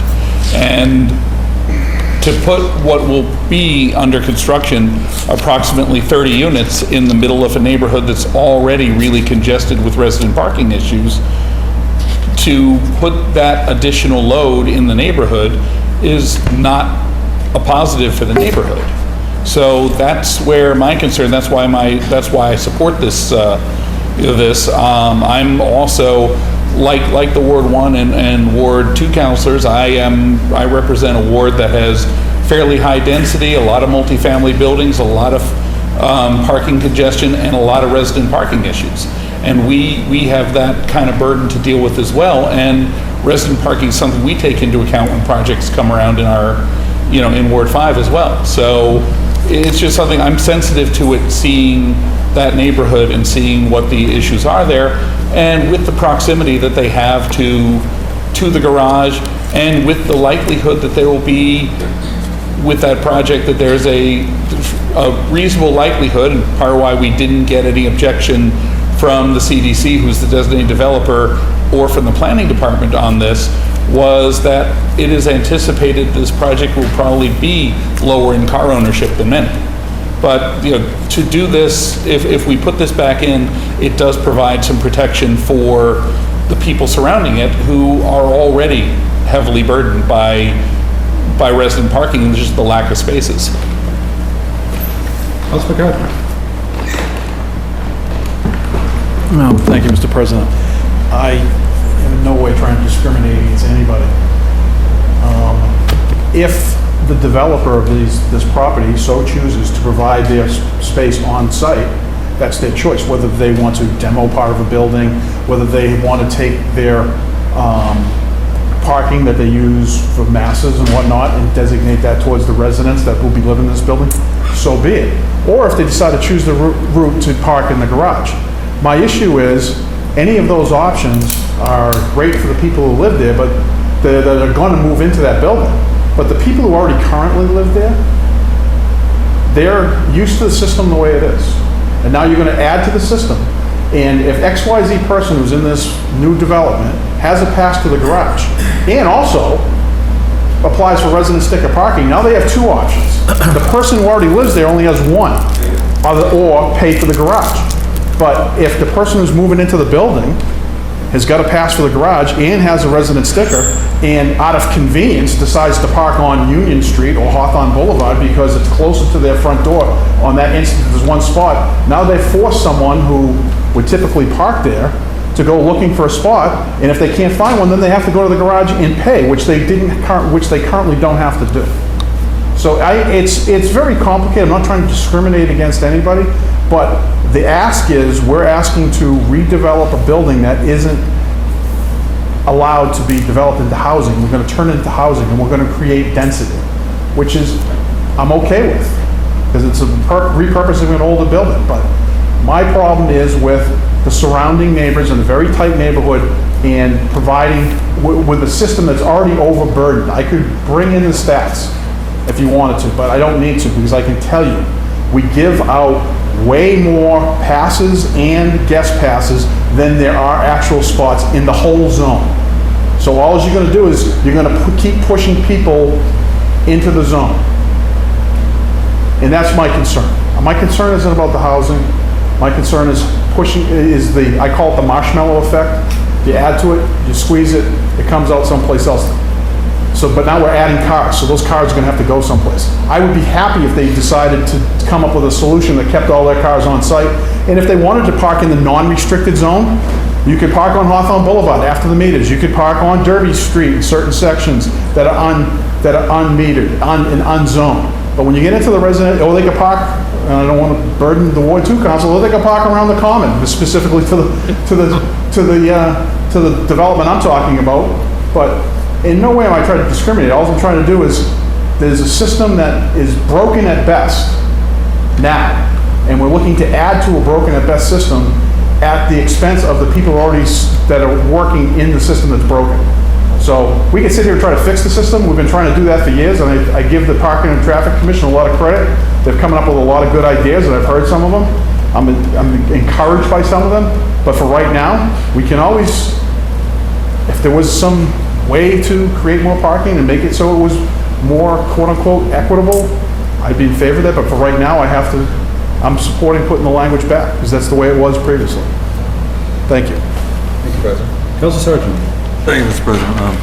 I'm not in favor of the zoning change, but also it's titled a special permit. So you're asking for something special, and in return, you're asking for something special back. And that's the way the deal goes. You're getting something, and you give something. And it's not much different than the condos that have to pay to park in the, in the garage also. They don't always have resident sticker parking, but I still say it's a special deal. So you give up something to get the special deal. Thank you. Any further discussion? Councilor Sargent. Thank you, Mr. President. Okay, recognize Council President Dibble. Thank you, Mr. President. Earlier tonight, I was a little disappointed that a simple matter to divide a question was not honored. I mean, it's a relatively easy matter to divide it. And then earlier, we talked about maybe putting this into committee. I'm disappointed that this package didn't come to us until the city clerk had a chance to put this together.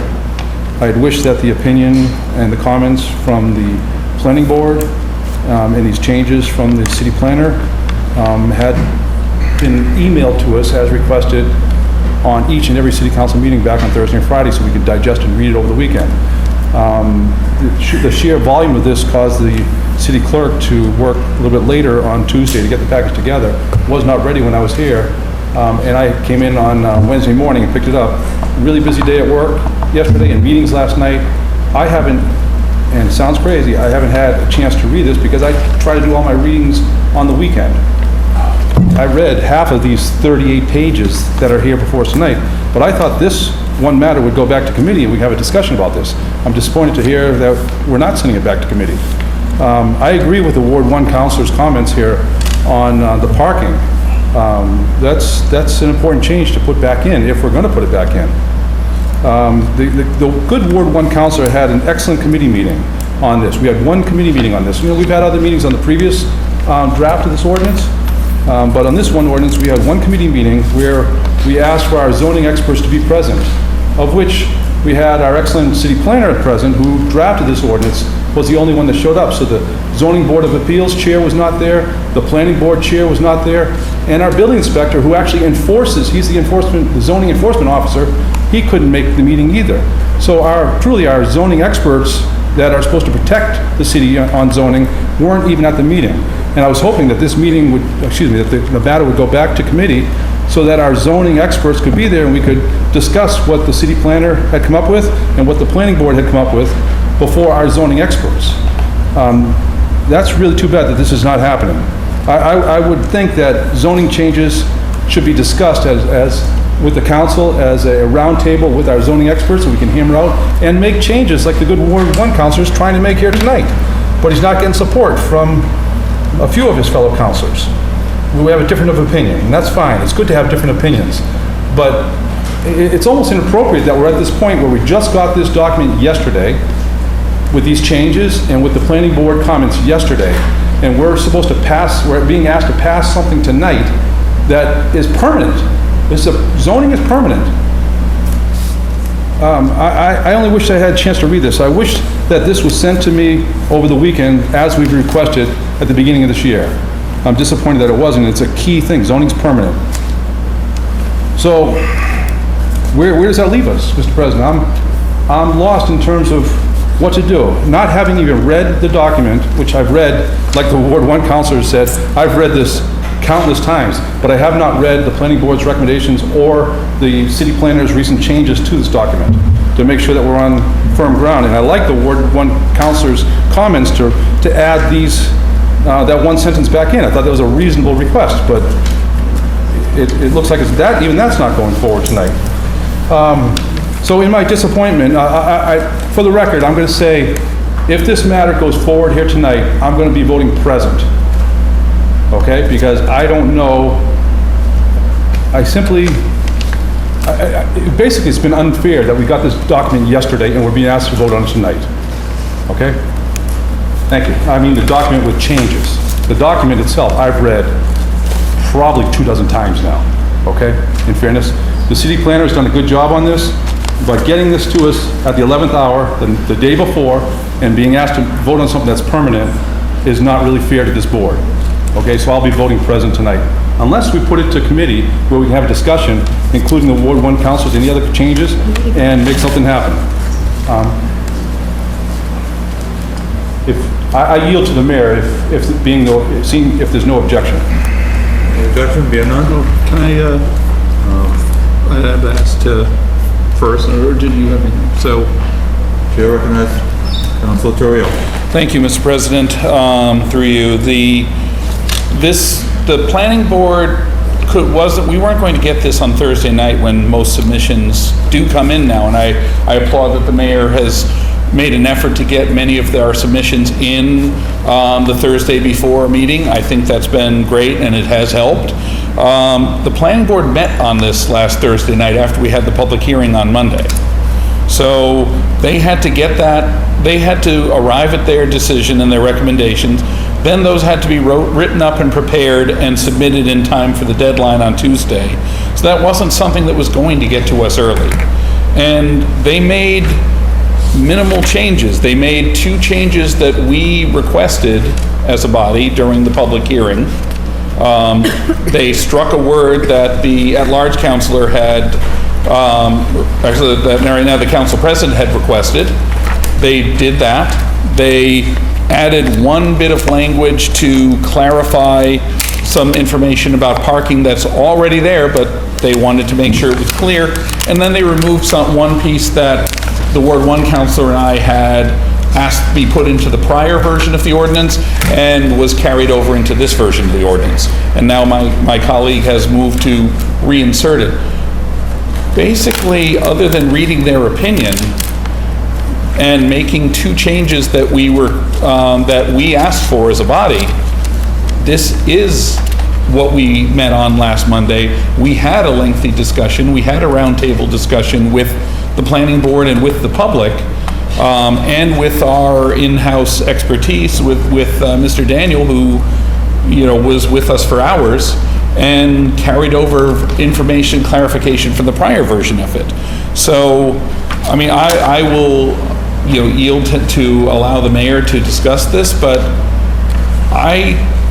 this is not something that I wasn't prepared for when it came in on Tuesday. This is not something that is new to me. And this is not something that I've just read. This is something I've been reading in one form or another for months. And the changes are, at least in my opinion, incredibly easy to reconcile. And we can vote tonight on the issue. We would have to, because the motion to put it back into committee has already been defeated, we would have to use another method to carry this forward. But that's a procedural discussion for us to have in a few minutes, I guess. Thank you, Councilor Torrio. With no objection, Chair recognizes Mayor Driscoll.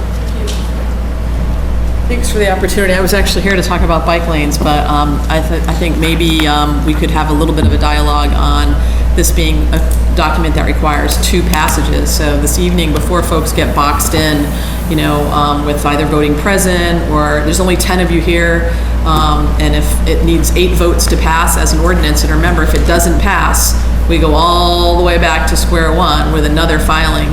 I'd really implore the council to give some thought to some of the comments I was going to make relative to the original document and the changes. The changes are very, very modest. We strive to get you information as soon as possible. It didn't come in on Thursday. The planning board didn't meet until Thursday. One word that was changed was at the request of a counselor.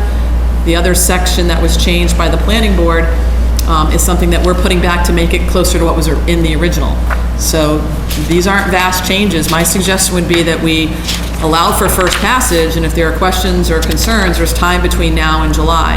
If you send this to committee, that means first passage happens in July, which you've already voted not to do. Second passage doesn't happen until September because you don't meet again. That is delaying anybody's opportunity to get this to start permitting in the fall, to start moving forward on these projects. If you grant first passage this evening, you have time between now and your meeting July 18th, I think it is, to review, make amendments, have further conversations. July 18th, you'd have second passage. That means that folks can actually start permitting, get their documents ready, line up to get before some of the boards, in this case, that grant the special permit to make this possible. And maybe that would give folks enough time or clarity. I mean, this ordinance is not that remarkably different from what we started back at in July of last year. Pushed forward, didn't get through the first time because of concerns. Those were addressed, we think, the second time to some of the point made by some of the comments earlier. This has the full support of folks who were lining up in this room at hearings in the past to speak against it. And it'd be a shame to lose all that positive momentum, stop the process from moving forward, or delay anybody even submitting before boards and commissions until the fall, because you're not going to be able to give passage to it in September. So I'm hoping there would be some consideration that at least 8 people would be willing to support this moving forward tonight, have time in between now and July 18th, and then grant second passage. You can make amendments if you need to at that July 18th meeting and still advance the document. Thank you, Mayor. Council McCarthy. Thank you, Mr. President. Just procedurally, there's a motion on the floor that was seconded relative to adding the language back. I would move to take that matter up, and then after that, I would also then amend my original order to move for first passage by roll call vote, and then refer to the Committee on Legislative Legal Affairs co-posted, that if someone wants to come to me and have a question, that we can post a meeting. I don't know what the questions may be, but if they have one, then fine. It better be, I mean, I don't want to bring a whole bunch of people back and then not have a discussion. So if it's something substantive, if there isn't anything, then I'll post it prior to our next council meeting and we refer it up a second passage. But if that will put everyone into a place that they feel comfortable tonight, I would be more than willing to do that. Because I agree with the mayor. As soon as she stood up, I'm like, I can figure this out because of what just happened. And she said everything I was thinking about. She's experienced because she's used to sit in one of these chairs, so she understands the rules. So, but that would be my motion. There's a motion currently on the floor. Depending on how that goes up or down, then we can deal with that later. And then go for first passage tonight. And then I would amend my motion for first passage and then refer back to the Committee on Legislative Affairs co-posted. Thank you. Thank you, Mr. President. I thank the mayor for clarifying some issues here, and the good Ward 1 councilor for keeping us straight. We still have questions on here that there's no affordable comment or affordability on this ordinance at all. I know that we have another ordinance coming down the road, but we have an opportunity to put something in here that will have some teeth. It's 60% of 20, or whatever the numbers are, to give some affordable component on here, because we've all sat through a year's worth of meetings on this, and this whole room was filled with people talking about the need for affordable units, but yet this document has none. There are other issues on here that we should clarify. I really wish that this was going to committee and we had our zoning enforcement officer here and the zoning board of appeals here. I know we had the planning board here, but to put us in a committee meeting where it's more like a roundtable meeting where we can hammer out some changes, that, in my mind's eye, should happen every time we have a zoning change at a committee meeting. And I thank the Ward 1 councilor for inviting the building inspector and the zoning board and the planning board to that meeting, but they didn't come. All we had was our good city planner who drafted this ordinance, but our zoning experts weren't there to hammer this out. And I also don't like that we got 38 pages in this agenda here tonight that we're supposed to absorb this whole thing in one day and then be ready to vote for something. Well, folks, zoning is permanent. And if there's a T in the wrong place or something like that, we'll have all sorts of developers or lawyers jumping on this, finding loopholes, on and on. We should have a discussion with our zoning experts, not just our city planner who wrote the ordinance. That should happen. And if the good Ward 5 councilor has a way, being around here for a few more years than I do, of how that can happen, I welcome that discussion. Councilman McCarthy. Thank you, Mr. President. I think I just offered that. I amended my original, if we could deal with the question that's on the floor, and then my amended motion would be to move for first passage by roll call vote, and then move the matter to the Committee on Licensed Oral Legal Affairs, co-posted Committee of the Whole. Thank you, Councilman McCarthy. Councilor DeVito. Councilor Dill. Yes, thank you, Mr. President. I just can't vote for a first passage on this tonight because I'm uncomfortable having not read it. I will not vote for something. It's like our federal government saying, oh, vote for it now, you can read it later. Well, I read things first before I vote things. This document should have came to us a little bit earlier, like last Thursday. I've read this document a lot of times, but not the changes. And I fully expected this to come back into committee. I believe it was left in committee purposely during our discussions, and it was remanded out for a public hearing, but it's still in committee. So we could schedule a committee meeting on this, have a discussion about this, and then vote to approve this thing with possibly some changes. We don't know because we're not having a discussion with our zoning experts or even with ourselves. We're having a meeting here right now, but we're not really hammering out details in here if there's anything to be hammered out. Because I don't know if you're like me, this document hasn't been read by this counselor in the last 24 hours that I've had this document. So again, I'll be voting present tonight, I'll be voting present if this is forced on our hands tonight.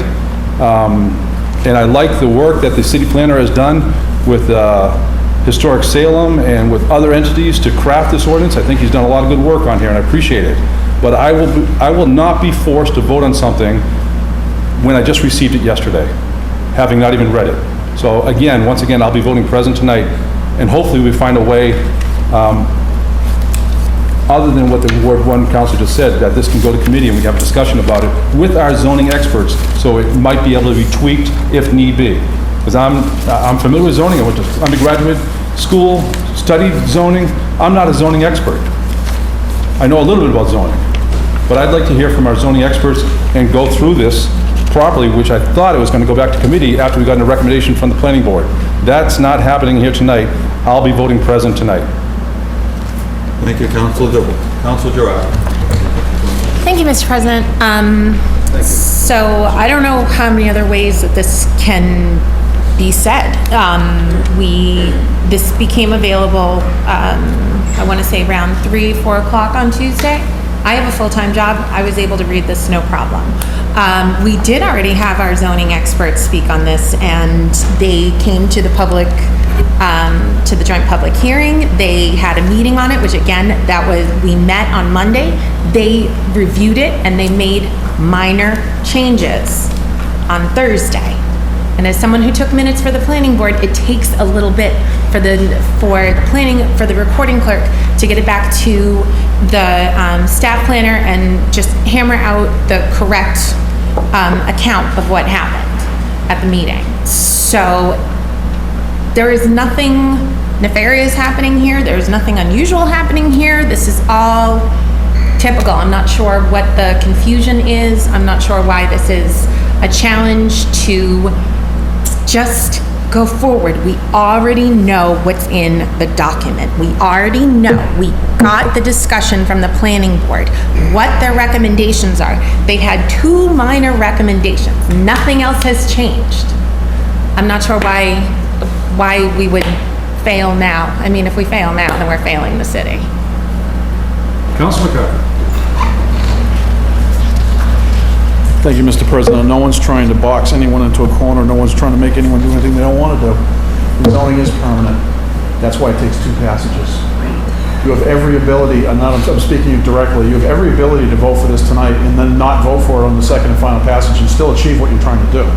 And I have the respect for the fact that you have a full-time job, as a lot of us do, and we got this late. But and let's be 100% honest. We made a request to the administration that we could get our packages, most of them, as much as we could, the backup stuff, early. By rule, this has to be submitted by the deadline of Tuesday at noon, and then our good city clerk processes it, and we usually get the package either Tuesday afternoon or Wednesday morning first thing. That's the way it's always been. So I would beg you to understand that first patches tonight, based on what you know, in this document, that we spent a whole ton of time in this room coming to a document we had from the first time we went through this with a whole bunch of people to the second time where I think everybody in the room was supportive. We had letters from Historic Salem Inc., we had letters from the Federal Street Neighborhood Association supporting what is in front of us this evening with 2 minor changes, one of which I've asked to put back.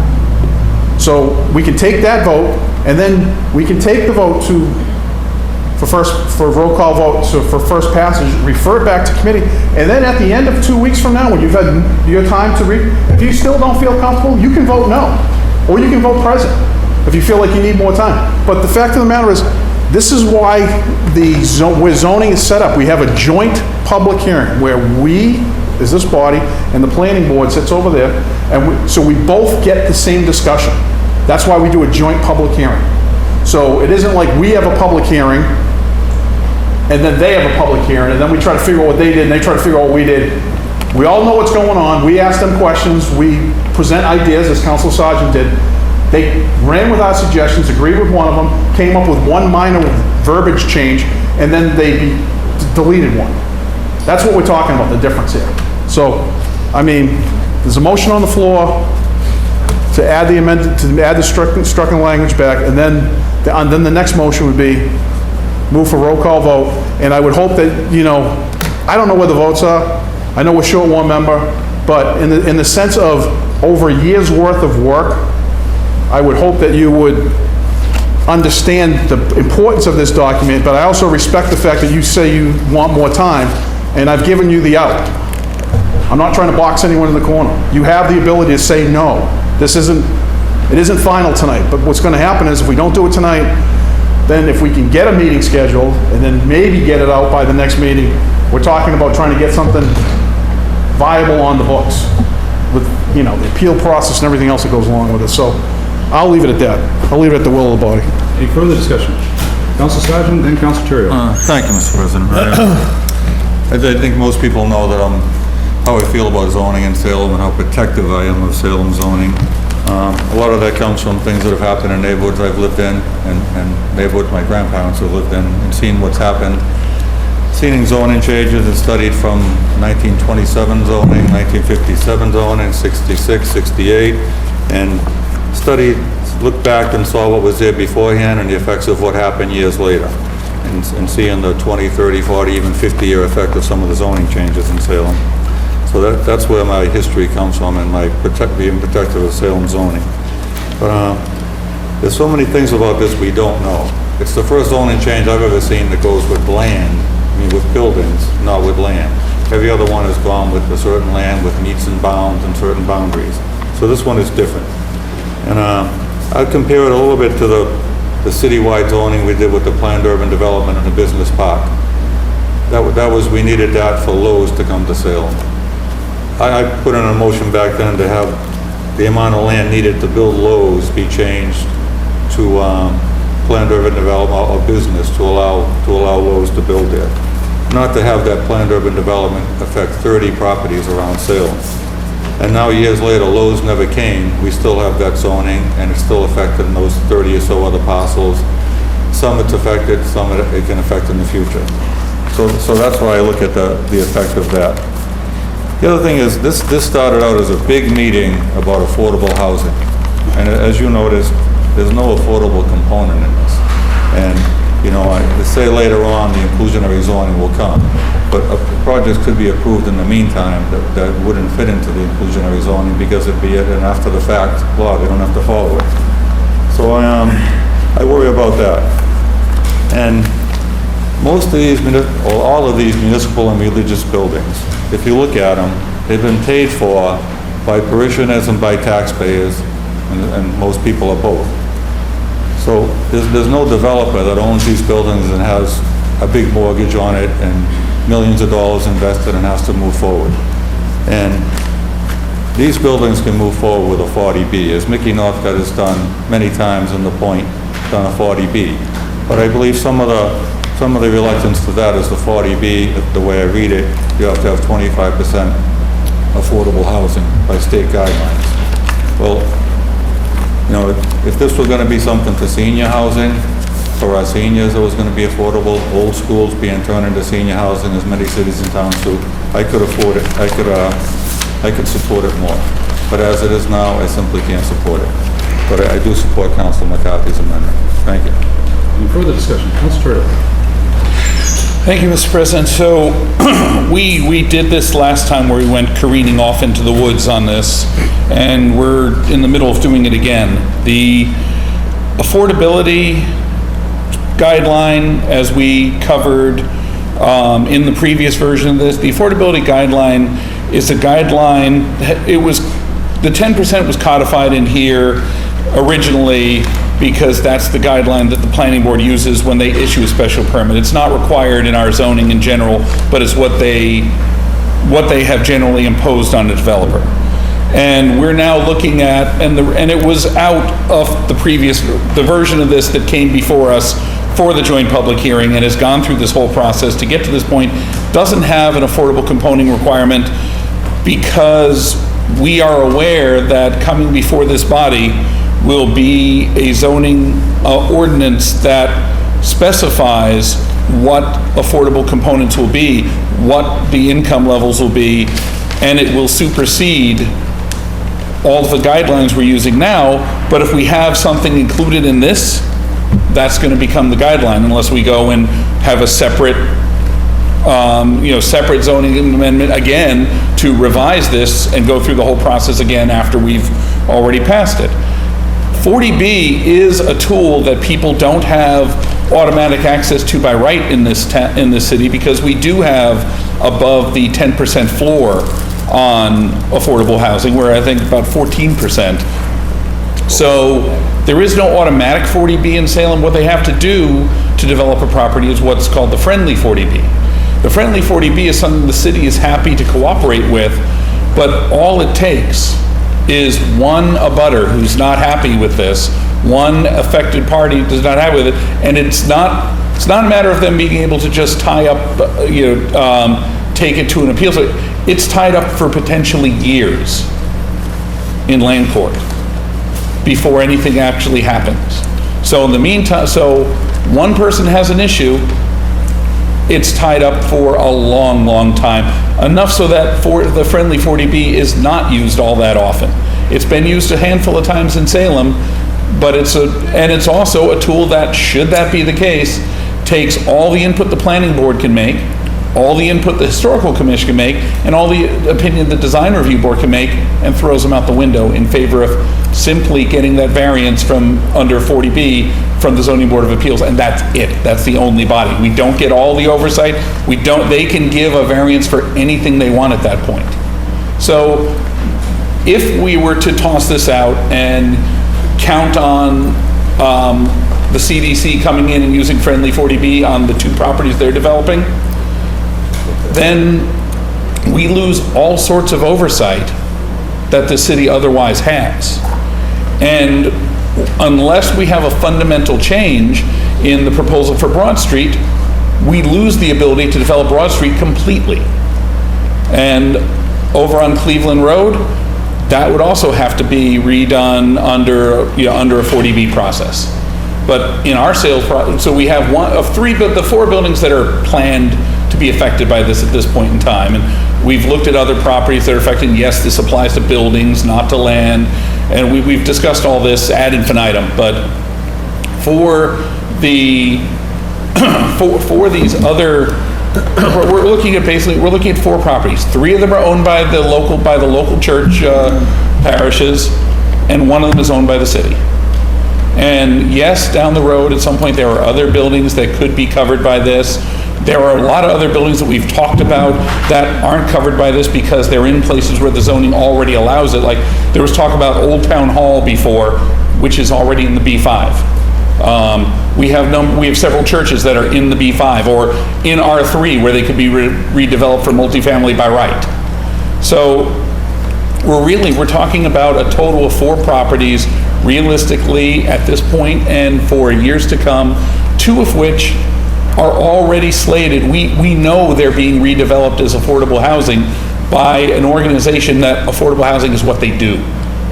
These aren't going to become market rate condos because the ownership will be retained by the church on all 3 of those buildings.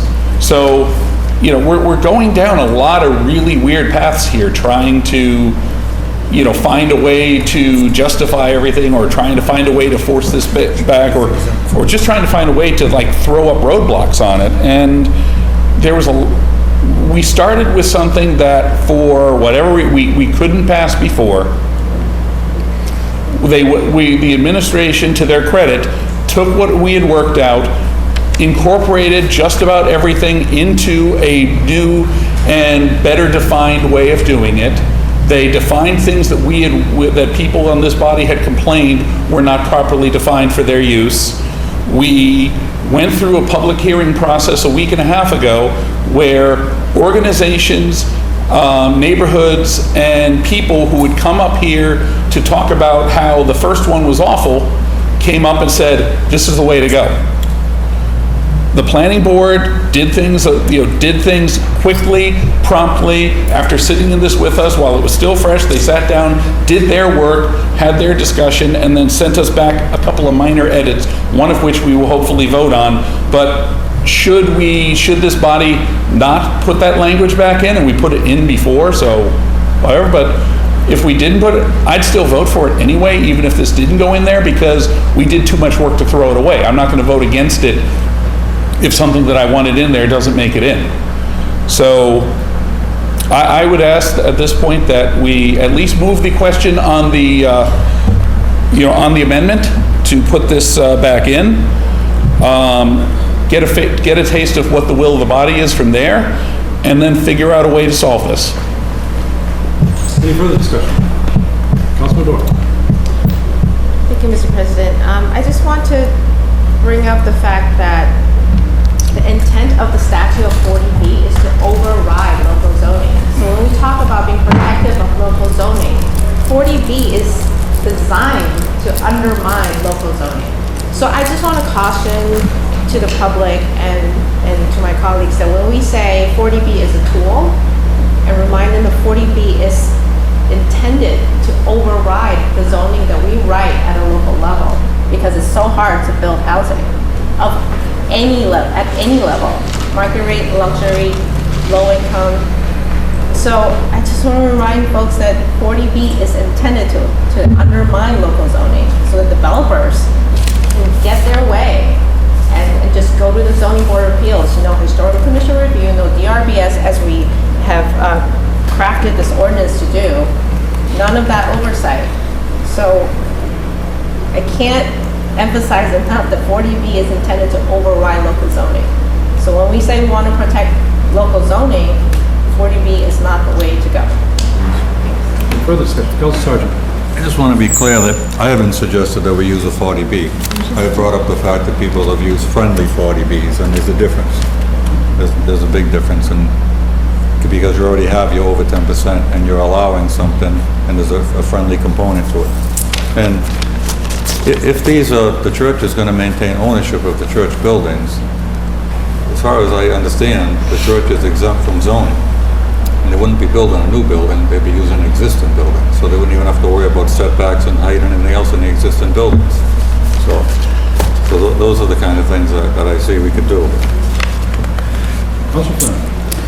And Council Turner. Thank you, Mr. President. I feel it's a shame that it's come to this tonight, because it's almost like we're at the last mile in a marathon. I was feeling pretty comfortable after our last meeting, and there were some changes here. And I personally would have liked a finished product that we could show to the people that represent us. In my case, in Ward 4, I represent the people there. I'd like to have a final product before I vote for a first passage.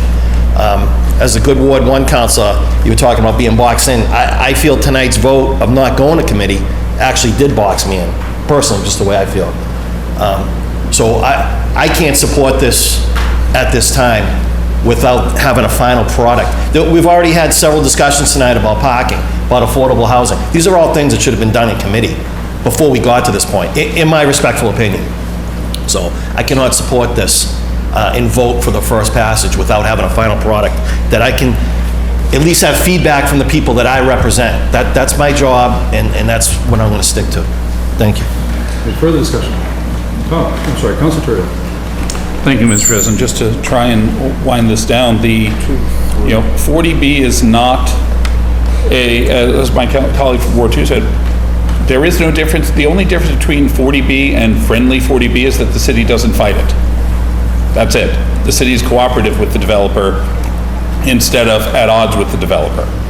Other than that, 40B is 40B. You go through, you get an abutter can fight it. It's still the same process, everything else. The only difference is that the city is involved. And as far as the use, it doesn't matter who the owner of the property is. What matters is the use of the property. So the church still retains ownership of the properties regardless, but they're not using it for an exempt use anymore if it's housing.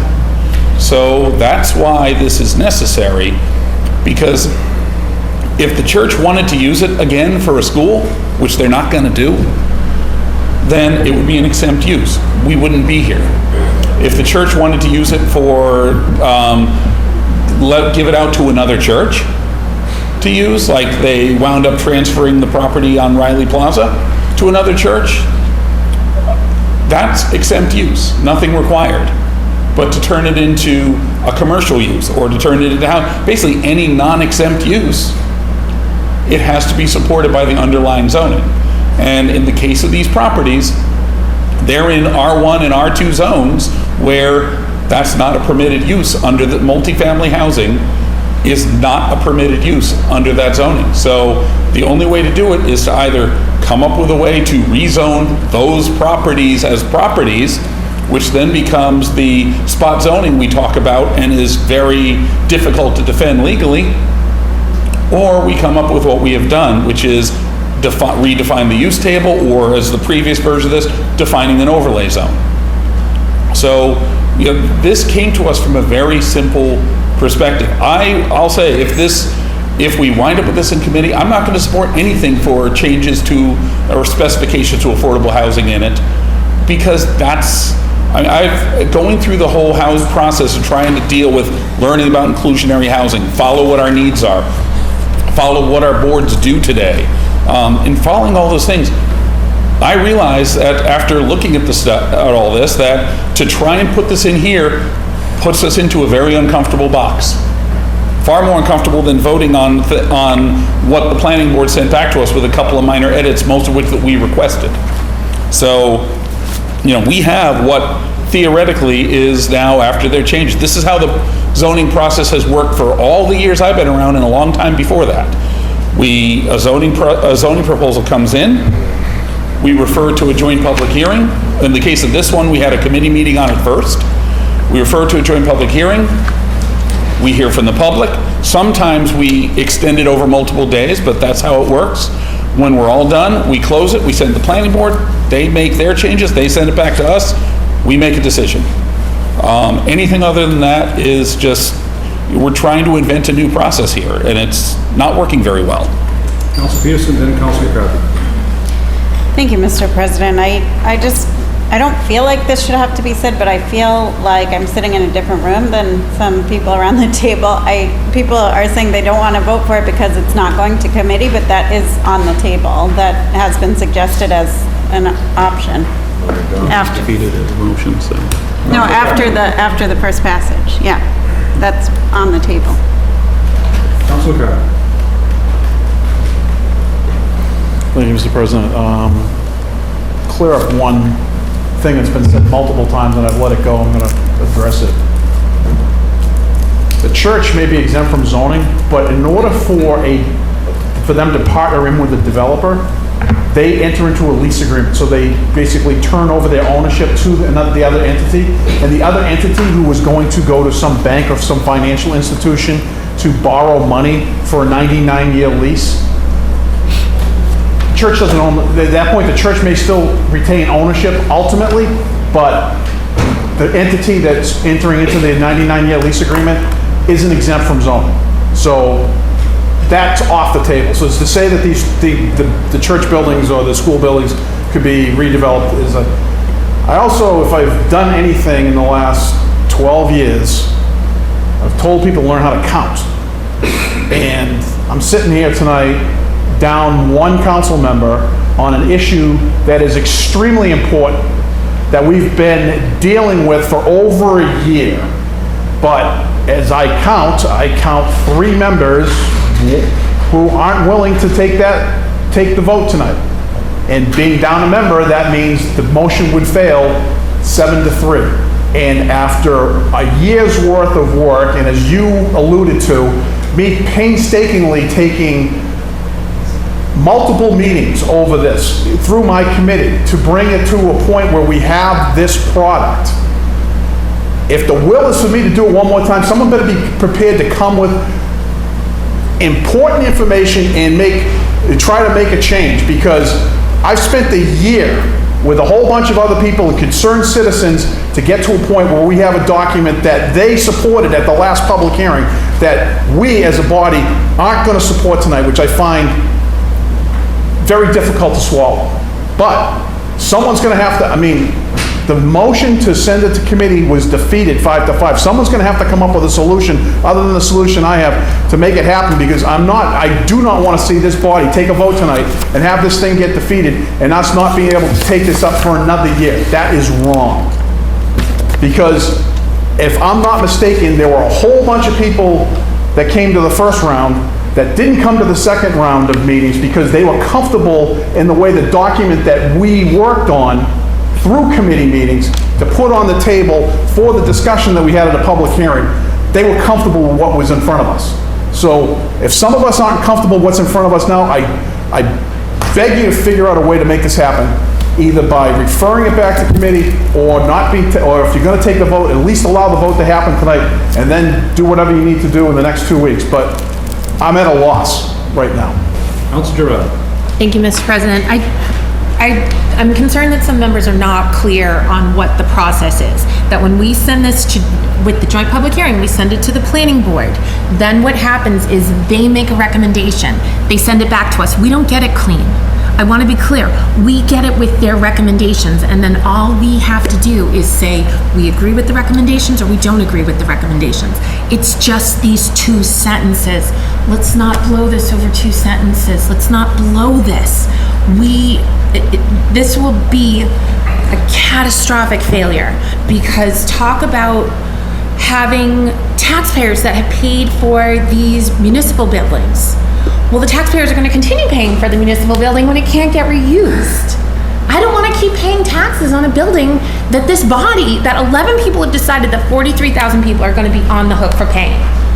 I don't feel right about that. I can't believe that any of you would even consider feeling right about that. And as the Ward 1 councilor said, pass it for first passage and send it to committee. If something comes out in the next 2 weeks, or actually 3 weeks, because we'll go to July 18th, then we change it. Exactly what happened with the proposal for the fire pits, that he said move for first passage and send it to committee. If something comes out in the committee, then you get a chance to change it. We need to do this. Just pass it and send it to committee. And if there's something else, if something else just needs to be changed, which I can't see anything else being changed. Like, look, well, I don't agree with the parking thing, but I'm not gonna hold this up over the parking thing. I would guess, counting votes, that I'm probably gonna lose if we, on the amendment, that I'm probably gonna lose in saying I want that stricken.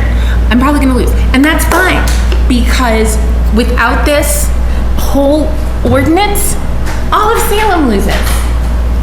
I don't want Salem to lose.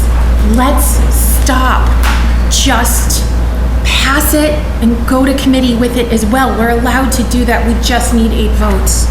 It's been too long. I think I first got the letter in the spring of 18 from the Archdiocese. And I sent it to Tom and started working on it. And with the planning board, it's gone on over a year. Enough. Councilor Turley. Thank you. Sergeant. I would like to move the question on the amendment and just get to that part. So. I call Sergeant. Okay, never mind. Sorry. Oh, thank you, Mr. President. If I read the article properly before our last vote, Mickey Northco was quoted as saying that we're going to go forward with the schools, the church schools anyways. And I believe as a nonprofit, partnered with another nonprofit, the Salem CDC, and the church can go forward with that. And from what I understand, they are. So I don't think that's as pressing as it is, and I think that's a good process. But as far as, again, about the friendly 40B, it's been said that the only difference is the city doesn't fight it. Well, of course, they'll fight it if it's wrong. The city has the leverage to say, if you give us what we want, we won't fight it. That's what leverage is all about. So they can come in and say, we want you to build this many units, this type of building, whatever you want to build, and we won't fight the friendly 40B. That's why it's friendly. If the developer won't give you what you want, then you fight it because we have our 12.5%. And just as a side note, Salem's in the top 15% of affordable housing cities out of 351 cities and towns. We're better at having affordable housing than 335 other cities and towns in the state. Thank you. Councilor Gerard. Thank you. And to that, I'll say it's still not enough. We have over half the population that can't afford their rent. Can't afford their rent. The whole friendly 40B that's insane, saying we're going to do a friendly 40, like we're going to offer you and say, you developer, it'll be friendly 40B until you do something we don't like, then we're going to fight it. That's not how that works. Yeah, that's how it works. No, it's not. Mr. President, listen. Council Sergeant. You just said how much we need affordable housing. The friendly 40B gives 25% affordable housing. This gives 0, okay? So we do need affordable housing. Councilor Turley. But Thank you, Mr. President. Councilor Sergeant still has the floor. This has always been more about market rate housing. This is about developers to build, to make new growth in the city and new taxes for a large budget we have. This has really hardly ever been about affordable housing. That's kind of been the sham in all this. This is affordable, and they're going to make market rate where it's going to be affordable if you're moving into town from a city that's got higher rent. So, we can do it as some affordable if we want. Thank you. Thank you, Mr. President. I had tried to move the amendment part at least, but this still needs to be addressed. Because Salem is over 10% in affordable housing stock, regular 40B is not a legal option. A developer cannot use 40B by right. The only option for 40B in this city, because we're over that 10% threshold, is the so-called friendly 40B. The city has to agree to go along with it in order for that to happen. So 40B is not a tool that is available. That is wrong. That is simply not an option. We've discussed this again over and over here. The friendly 40B removes most city control and most city board approvals and simply goes to the Board of Appeals for a variance. And if that's granted, there's still all sorts of avenues to go chase after. It's not a regular, simple zoning decision or special permit that has a defined process. And yes, it's been used in Salem before. It's a tool of last resort because it mostly takes the city out of the loop. It gives us very little chance to have effect. And yes, this is about affordable housing because we're talking primarily, we happen to have one city property that would be sold and developed into 16 mostly market rate properties. And that's the one that we can actually convey ourselves. We have that basically in our business plan as a city to sell that property. When we decided we were going to do that and come up with a process, the church came along and expressed to the city that they were interested in redeveloping their school properties, and that wound up being a great opportunity for us to try and come up with a larger solution. Right now, yeah, we have anything that goes before us for a special permit, yeah, they generally impose a 10%, 10% at 80%. That's the guideline the planning board has used when they give special permits. The zoning board of appeals doesn't impose those guidelines, but the planning board does. When all these projects go forth and happen, we're not talking about market, we're talking about 1 out of 4 buildings, right, as of right now, that is aimed to be market rate housing, Broad Street. The other ones are directly being the church here in Salem is applying to do this and we're partner with private developers, in this case for 2 buildings, the North Shore CDC, who builds affordable housing, that's what they do. And I don't understand how we are trying to make this about something that it is not, I guess. I would really like to, if the president would finally recognize this, move the question on the amendment so we can try and at least get that done and then figure out what our disposition will be. Councilor Milo and Councilor Dibble.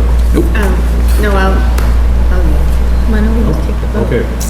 We have a motion on the floor to reinsert, a motion on the floor by the Ward 1 councilor, seconded by the Ward 5 councilor, to reinsert the sentence on page 25 in whatever the last section is.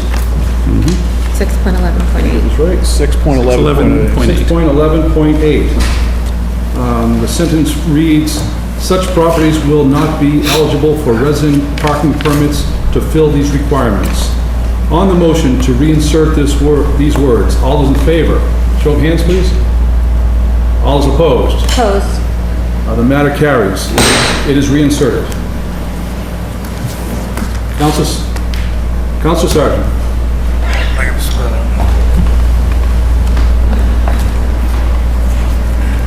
Council President Dibble.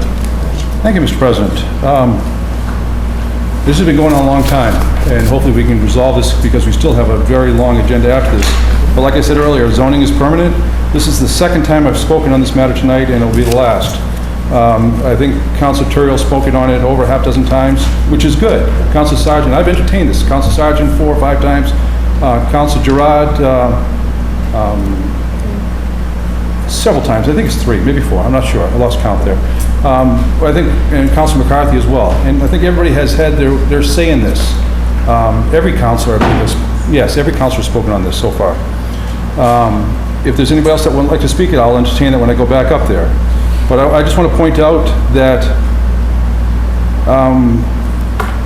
to simply correct the Ward 6 councilor, we haven't heard from our zoning experts. We heard from the planning board and our city planner.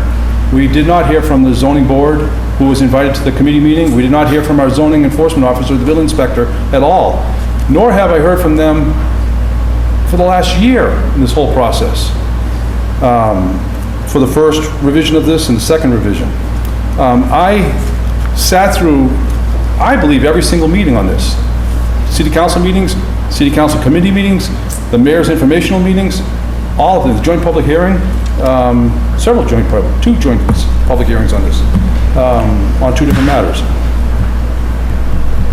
I don't remember seeing our zoning experts there along the way. And I asked for them at the last committee meeting, and they weren't there again. And I said so at the committee meeting. Again, the Ward 1 councilor did a phenomenal job at coordinating a meeting and moving things along, a great discussion. It was a true roundtable discussion, which I like to see, interaction from all parties hammering something out. And the planner took those ideas and he crafted this. But the zoning, and I said so at the meeting, the zoning experts for the city of Salem were not present. And it's really too bad they weren't. And this matter was left in committee with my understanding that it was going to come back after the joint public hearing, with the comments coming back from the planning board, that would go back to committee, we could hammer it out, we could discuss it in a round table, hopefully with the zoning enforcement officer and our zoning board of appeals present to hammer this out. That didn't happen, and it really should have. This room was packed. I received a lot of phone calls, as I'm sure you all did, emails on and on about affordability needs to go in there, we need to build affordable units, pass this ordinance. The previous ordinance, revision of this. Now, there's nobody here talking about affordability. What happened to all these people? They just went away. Well, it stuck with me, we need to have affordability in here and have a discussion about it, at least at a roundtable committee meeting with Ward 1 counselor chairing it again. It should have gone to committee. Hammer this out. With the Ward 5 counselor says roadblocks and other things that people are putting up. We got this yesterday. It did not go back to committee. It was denied to go back to committee here tonight. It should have gone back to committee. I've attended every single meeting. I haven't put up roadblocks. At every single meeting, I spoke my mind on it, and the planner and I have talked along the way, and he's addressed a lot of the concerns along the way. He's done an excellent job in crafting this and changing this. But there are other issues that have not been addressed along the way that I would like to hear from the zoning experts for the city of Salem. They haven't been part of this zoning ordinance. They're not here. They're not present. They haven't been present since July, or since it came to the city council in January, February of this year. So we haven't had it for a year. We've had it for 5 or 6 months, whatever it's been. And this one right here, we've had for a lot less than that. So there's some comments here that's simply not true that are going around. I don't see people putting roadblocks on here. I see people having a roundtable discussion, trying to hammer out a document, zoning document, which is permanent. It affects a lot more to the Ward 5 councilor, through you, Mr. President. He said that there's only 4, we heard that there's only 4 properties that this affects. There's a lot more than 4 properties. We've been discussing 4 properties, or we're actually only discussing 3 properties, I think. But it affects a lot more properties than it affects the whole city. Properties throughout the whole city. And we should know what we're getting into when we make a zoning change. So with that, there's a few more comments, but they're minor, I'll skip over them. My hopes would be that this would be approved here tonight by the city council. So, Mr. President, I'd like to motion for an immediate reconsideration on the vote that took place on your motion earlier tonight to send this to committee, so that we can actually put it to committee where it belongs, hammer out the details, and hear from the zoning experts at a committee meeting, get it back to our city council for approval, or for a vote rather, a proper vote once we have a full finalized document in our hands going forward. Whether we have affordability or no affordability in it, we should at least have a discussion about it. That is mind-boggling that's not in here after maybe 100 people spoke over the whole past year that affordability needs to be part of this. Well, we should listen to them. Not one person said, no, affordability should not be part of this now, who said it should be. I think, frankly, it should be in here. It should be at 60% of the income level, not at 80%. So we have some units that are truly affordable. Because at 80%, you've heard me say this probably 10 times over the last year, at 80%, it's not really affordable, because that brings us up to 93% level, because we're using Boston's higher income level here in Salem to determine what this is. So at 60%, it's actually meaningful. We'd actually build something that's affordable.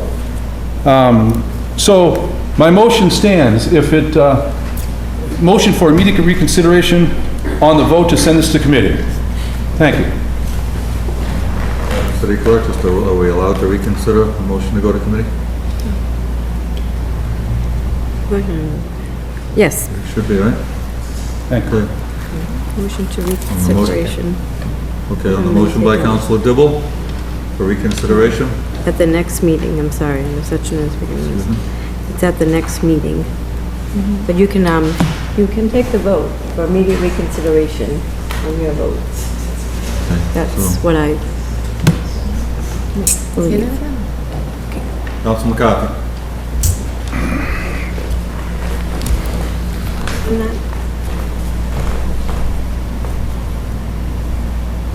I don't even know where to begin, but I will just say that if we move to reconsider, in my opinion, and I'm not the president, and I'm not interpreting the rules, but if we move to reconsider, then we can't take the matter up until the next meeting. So I can't even schedule a meeting in the next 3 weeks, because the matter will not be in front of me. So as chair, the matter would not be in front of me. So if we move to reconsider, so someone's got to figure out a different option, because if the option is, then we don't reconsider, then it won't be taken up till the next meeting, and then I'm at a meeting in August. But that's just my opinion. And I'll yield to the clerk and the council president to tell me if I'm wrong. Council McCarthy. Council Milo. Thank you, Mr. President. If I may, through you to the clerk, does it say the next meeting? does say Can the we hold a next meeting. special meeting? Does it say the next regular meeting? Just says next meeting. So we could conceivably reconsider tonight, meet on Monday to put it in committee, have a committee meeting between No, wouldn't be Monday possible. and, is that viable? Is that possible? That doesn't give us enough time to advertise it. Yes. It's a committee meeting, it's 48 hours. But it would be for Tuesday. Yeah, today's It'd be for Thursday. All right, Tuesday. so can we work backwards and figure that out? If we could do it? I'm sorry?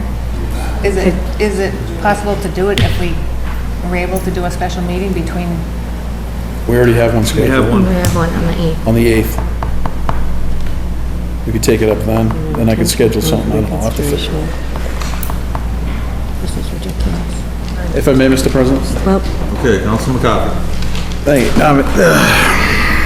I'm just trying to get it to a point where we can get this thing moving. We've just been way too long.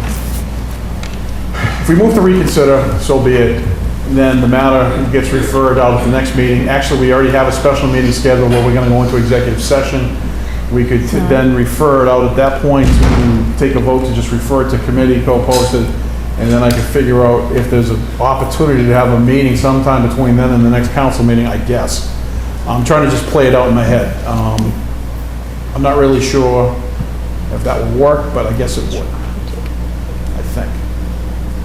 If someone else has got a better suggestion, I'm just trying to figure this out, so we can get, I mean, because we do have a long agenda with everything else that's left. I had no vision of this taking this long. So the first motion on the floor is to reconsider the vote to move it to committee. Is that agreeable? can you move That's all it we to a have. date specific? Moving it to a date specific. That's what we have before us? Excuse me? That's what we have before us, a motion to reconsider the vote to go to committee? That is correct. I believe, if I may, Mr. President? Yes. I believe that the matter is already in committee. Would not have to go to another city council meeting to remand it back to city council, back to the committee rather, because it's already in committee right now. That's all. No.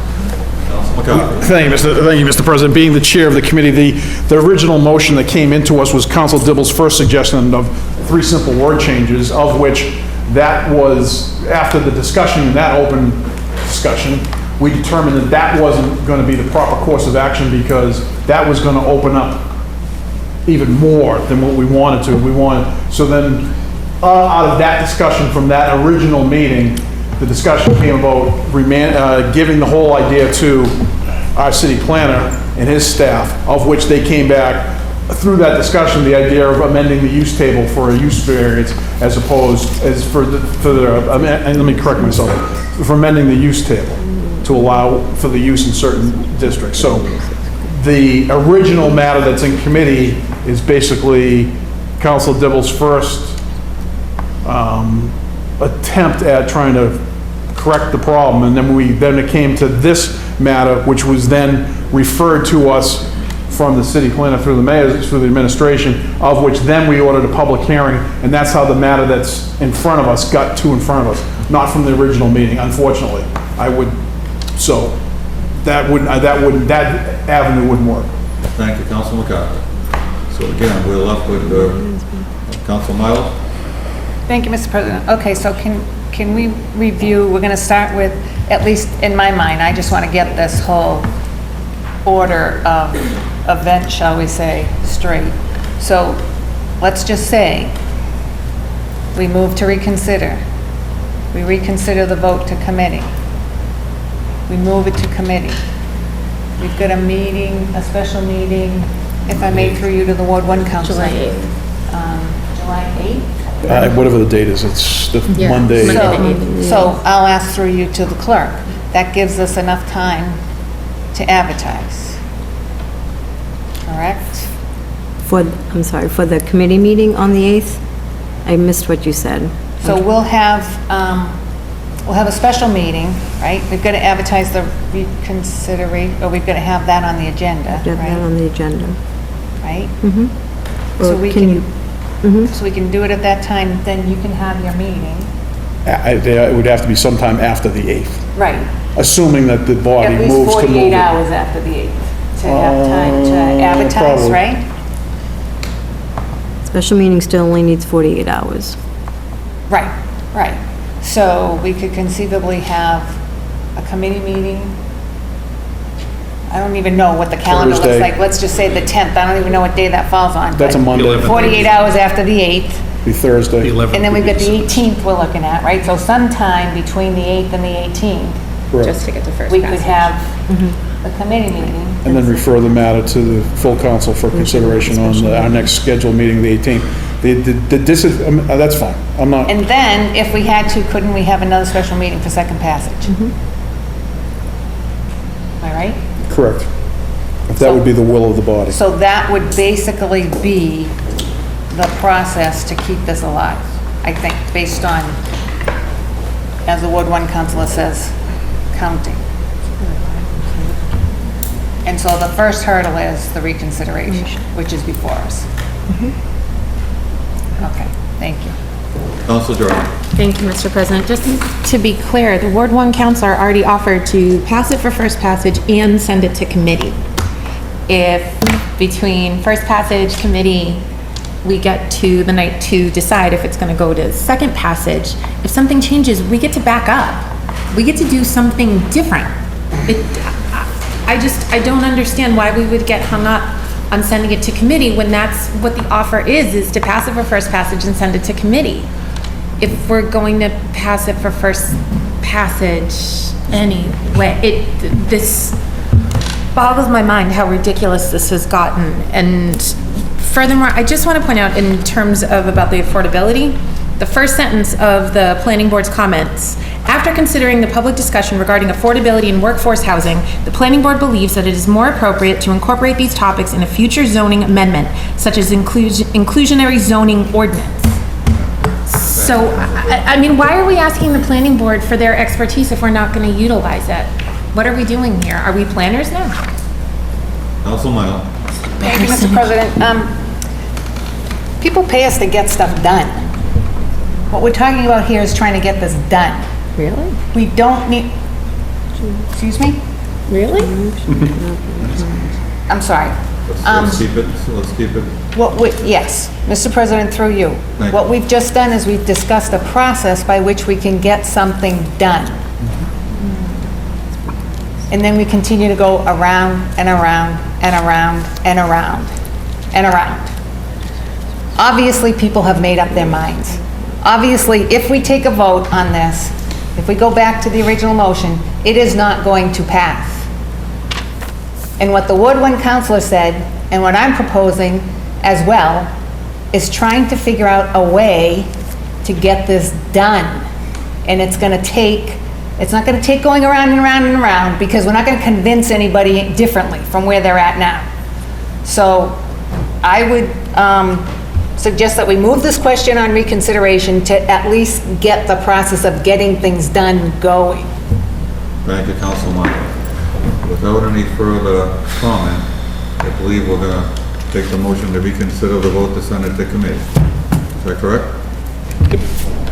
All those in favor of reconsidering the vote to send it to committee, raise your hand.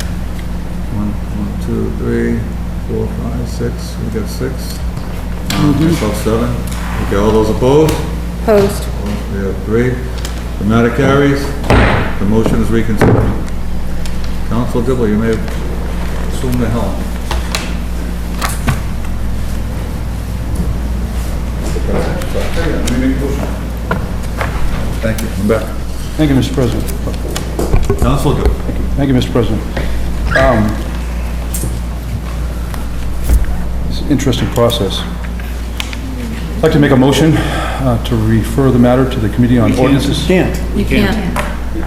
You can't. We have to reconsider it at the next vote Right. on we've reconsidered, so it goes back to the next meeting and it has to be put on the agenda for the 8th.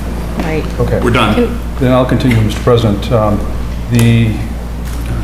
The matter of taking our first vote tonight on this and then putting it to committee and then We're having a done. second. We're done. We're done. It's all We're superseded. done. There's no We just further motions. reconsidered to it. be Mr. made. President, I'm speaking. Okay, Council, just ask the question, please. Yes, thank you. With that matter, There is a problem with doing it because it would cost several $1,000s to advertise this 5-page ordinance all over again. If we pass it for first passage, you have to advertise it, then we'd have to advertise it a second time if we made any changes or corrections to this. So says our solicitor within the four corners. So I'm curious, where do we go from here, Mr. President? Yeah, it's in committee, we have a committee meeting and refer it out, as far as I understand it. We haven't voted to put it back into committee yet. We just. No, we voted to reconsider it. We voted And to we're reconsider it, but we reconsidering haven't it on made it July to 8th. committee. So I was trying to. We believe the reconsider has to be next meeting. Is that correct, Ms. Matheson? The next meeting. Yeah, we just explained it.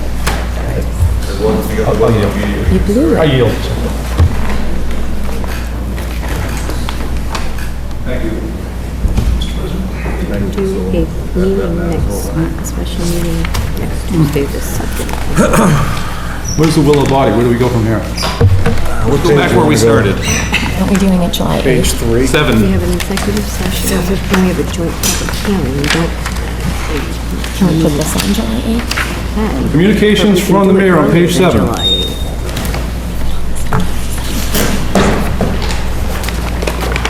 8th. Councilor Peterson.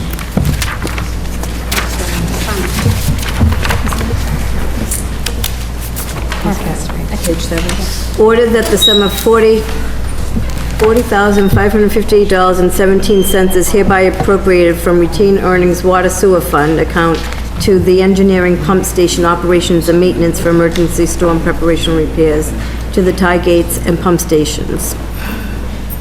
Councilor Peterson. Thank you, Mr. President. I move for suspension of the rules, and I move for adoption. On the motion to suspend the rules, all those in favor? Opposed? Ayes have it. On the motion for adoption, under discussion. Yes, thank you. This is for emergency storm preparation and repairs to the tide gates and pump stations resulting specifically from the federally declared storms of March of 18. Any further discussion? On the motion for adoption by Councilor Peterson, all those in favor? Opposed? Ayes have it. Further communication from the mayor. We have an order that the sum of $30,000 is hereby appropriated from the retained earnings water sewer fund to the engineering contracted service, backflow testing and surveys. Councilor Peterson. Thank you, Mr. President. I move for suspension of the rules, and I move for adoption. On the motion for suspension of the rules, all those in favor? Opposed? Ayes have it. On the motion for adoption, under discussion, Councilor Peterson. Thank you, Mr. President. It's just for the remainder of fiscal year 2019, moving the water sewer fund to the contracted services for backflow testing and surveys. Any further discussion? There being none. On Councilor Peterson's motion for adoption, all those in favor? Opposed? Ayes have it.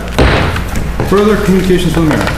We have an order per Mass General Law, Chapter 44, Section 64, which allows for municipalities to pay for prior fiscal year invoices using current fiscal year appropriations, needing by a 2/3 vote, to pay prior invoices from DPS snow removal account in the amount of $29,127.50.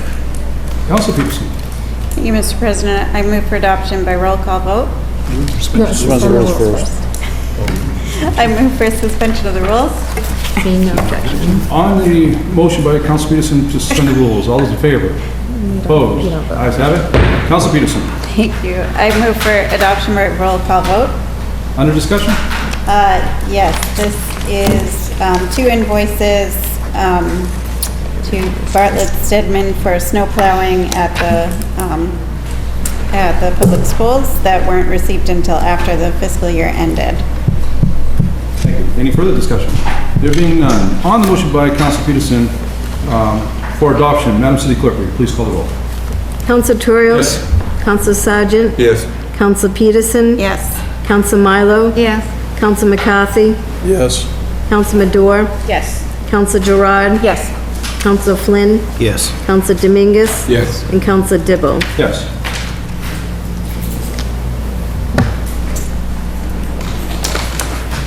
On the motion, 10 councilors present, 10 voting in the affirmative, the matter carries. Further communications from the mayor. We have an order that the Salem City Council hereby authorizes a pilot program to temporarily establish multi-use lanes on one side of 4 entrance corridors into the downtown during the summer of 2019. Councilor Sargent. I move the matter be referred to committee on ordinance, license and legal affairs, please. Second. Second. Under discussion. Councilor Sargent? Being none. Being none. Any further discussion? Councilor Durant. Thank you, Mr. President. I would actually like to see us vote on this now because this is based on these dates that are being proposed. We need to have time to talk to the neighbors, talk to the businesses, talk and really map this out and get this done so that we can at least try this. I mean, I don't know about the other ward councilors, but I hear from constituents all the time that they say that they're trying to do a good thing. They're trying to get out of their cars to alleviate traffic, and people will scream at them on North Street and cuss them out for riding their bikes. So if you have a pilot that gets people more used to being on the road with bikes, it's going to help alleviate that tension. And so just to be able to try this, to try to get more accessibility for people, I'd like to amend that to send to motion for adoption. Yeah, and just at least start this process. And I know, as the mayor mentioned earlier in her previous comments, that this is what she was here for. And if nobody objects, I'd rather have the mayor explain it further so we can go forward with this. Councilor Torrio. Well, no, I have no objection. I'll yield to the mayor for this one, but I don't support going into committee. Councilor Sargent. Thank you, Mr. President. Exactly why I think it should go to committee. I mean, imagine we're going to get a couple of miles of people, residents and businesses that are going to wake up and find out that there may not be any parking in front of their houses for a weekend at a time during the summer. And I think it's going to make people a little bit angry that they didn't know about this. And that's the question I don't like to hear, is why don't you tell me about this? So I believe we're gonna have a committee meeting. All these people and businesses who can't have parking in front of their house or business should be notified and be able to come to the meeting. So I believe that's the way you should do things. Thank you. Further discussion? Councilor Durant. Thank you, Mr. President. Just to be clear, our next meeting is July 18th. So if we send it to committee and it doesn't come out until July 18th, they have 1 day notice.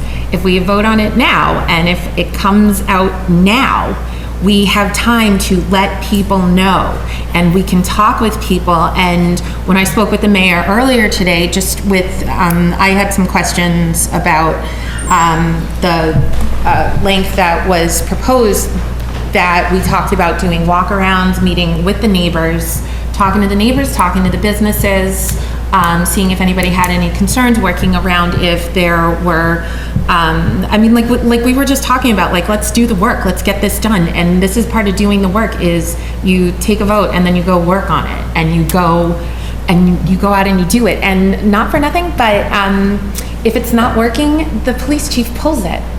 If it's not working, it's a pilot, we pull it, we dump it.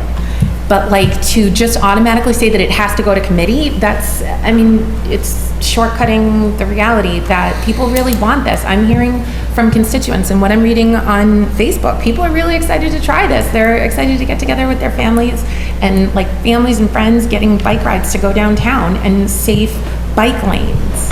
Like, why?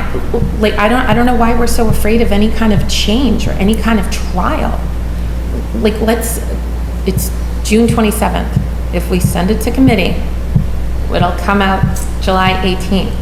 The first weekend for this is July 19th. So you're suggesting pushing this off instead of using the summer, which is actually a really good time to do it because there's no students here. So even though it's hard to believe that we're less congested in the summer, that we can actually have a full summer's worth. We can have these 6 weekends to test it out. What are we so afraid of? Councilor Sargent. Thank you.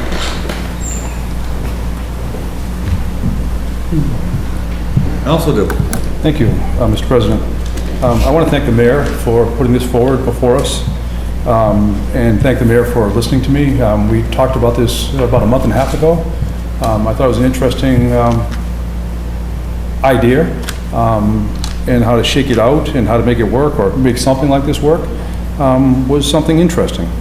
I didn't know the details of it, nor I don't think the mayor knew the details of it because we're still in the process of being designed. But anything that we can do to reduce the traffic in Salem, the number of cars out there, we should have discussions about them at least, if not implement them. So thank you, Mayor, for bringing this forward. I also, at that meeting, I asked that, because we had just straightened out the horrendous parking situation that's been going on for several decades on the middle section of Loring Avenue from Dead Man's Curve back to Jefferson Avenue, both sides. I asked that we not do a pilot program in there because we just fixed the parking problem there about 10 months ago, or whatever it was, not that long ago. And the mayor listened to me. One suggestion I'm asking, and I asked for the mayor and she agreed with this idea, was a minor correction on the Loring Avenue section of this document, where it says Loring Avenue southern side, beginning at a point of 550 feet from the intersection with Canal Street, continuing for a distance of 1,450 feet to Lafayette Street, at the intersection of West Ave and Lafayette. That one part is a little problematic because there's 3 bump outs there that won't allow the bicycles to have their own area next to the curb. They'll still be out on the lane. And if we did pass this as written, it would take away resident parking from the only 3 houses that are in that area, and they're not allowed to park anywhere else. Across the street or around the corner, they can't park somewhere else. So, and it makes no sense to take away their parking because the bikes can't go inside those neck downs and pop back out. It'd be like a yo-yo going down the street. So with that, hopefully my fellow councilors would agree, and the mayor has already agreed, that we can make a minor change to that so the section of Loring Avenue on the southern side heading towards the downtown, towards Lafayette Street, would only be from number 59, which is the White Dove, and that would be across from Broadway, all the way down to Lafayette Street for this trial period. So it wouldn't really affect any residents at all because there's no parking right now allowed in front of the White Dove. Then you have a little bit of parking by, there's some 30 spaces or so that are used mostly by the college. A few neighbors would use it, but there are no houses along that way. The residents at Rainbow Terrace can park within their property.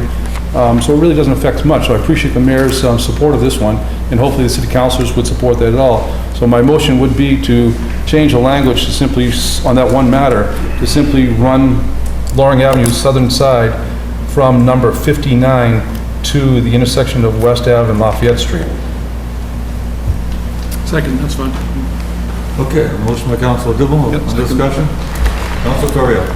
Thank you, Mr. President. Yeah, that's fine. I support that, and I second that amendment. The idea of this is to designate what the zones are, but if you read this, there's a clause in here that they'll only be established for the approval of the city marshal, the chief, and any ward councilors representing wards containing the proposed lane. So this affects Ward 1, Ward 5, Ward 7, and Ward 6. And we're all going to get a say in what those locations are and if there are any complications or places where it needs to be changed. So, you know, the Ward 7 councilor has come up with what he thinks is an issue. It sounds like it's something that needs to be accommodated. The mayor has already agreed, like, okay, we will work with that. And so that's fine. I support it as an amendment, but I have no problem. But I don't think we even need to because they will simply take that guidance into account. But if it wants to be an amendment, that's fine. And I will say, I do not support putting this into committee. I think, again, this is a case where we have 3 weeks until the next meeting, and after that meeting, we have 1 day till when the trial hopefully will start. This is a fairly short distance in Ward 5, the stretch of Lafayette Street from West Avenue to, across the West Avenue to Leach Street. And it's a relatively short distance, but it's 2 days on the weekend for 6 weekends. I don't see that as a problem because this is exactly what an experiment should be. It's a limited time, it's a limited impact, it's during a place where during a time when our parking demands out in the corridors is somewhat less because we have things like school not in session. And it's a chance for us to learn and to get data that we can then use to help us design streets better as we go forward, as we redesign, as we redevelop our corridors. Maybe the information we get from this will lead us to make some positive changes when we redo a street down the road. So, I support this. I do not support putting it into committee, because I want to be able to have the next 3 weeks knowing it's going to happen, to work with neighbors, to work with any businesses that are there, and to make sure everybody knows what's coming and make sure that we can be prepared to do it right. Thank you, Councilor Torrio. Councilor Dominguez. Thank you, Mr. President. I'm in support of this tryout too. I think that I totally agree with the good Councilor 5 and the good Councilor Ward 7, in which I think that we all bring some data that we alleviate some of the situation that we have in Salem. But I wanted to reinforce that we need to have a very full communication with this street impacted right here, especially a street that have businesses. We need to make sure that we communicate with them, make sure that they're on board, that they understand what is the process of the pilot program, so the impact cannot be really damage their businesses, also the residents that live in those areas. So trying out is, as you say right here, is just a tool that allow us to find out exactly if we really have a tool that we alleviate some of the situation that we have. So I'm in full support of this. So keep it. Thank you, Councilor Dominguez. Councilor Milo.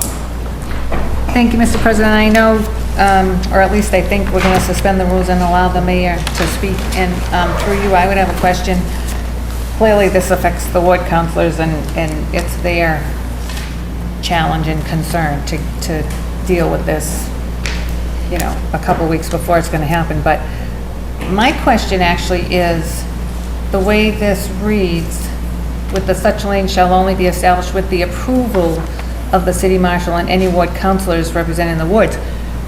What does approval mean? Is it a physical sign-off by the ward councilors? Do they just sit with the mayor and say, okay, that sounds good? Like what, I'm just wondering, like, what kind of process is going to happen here?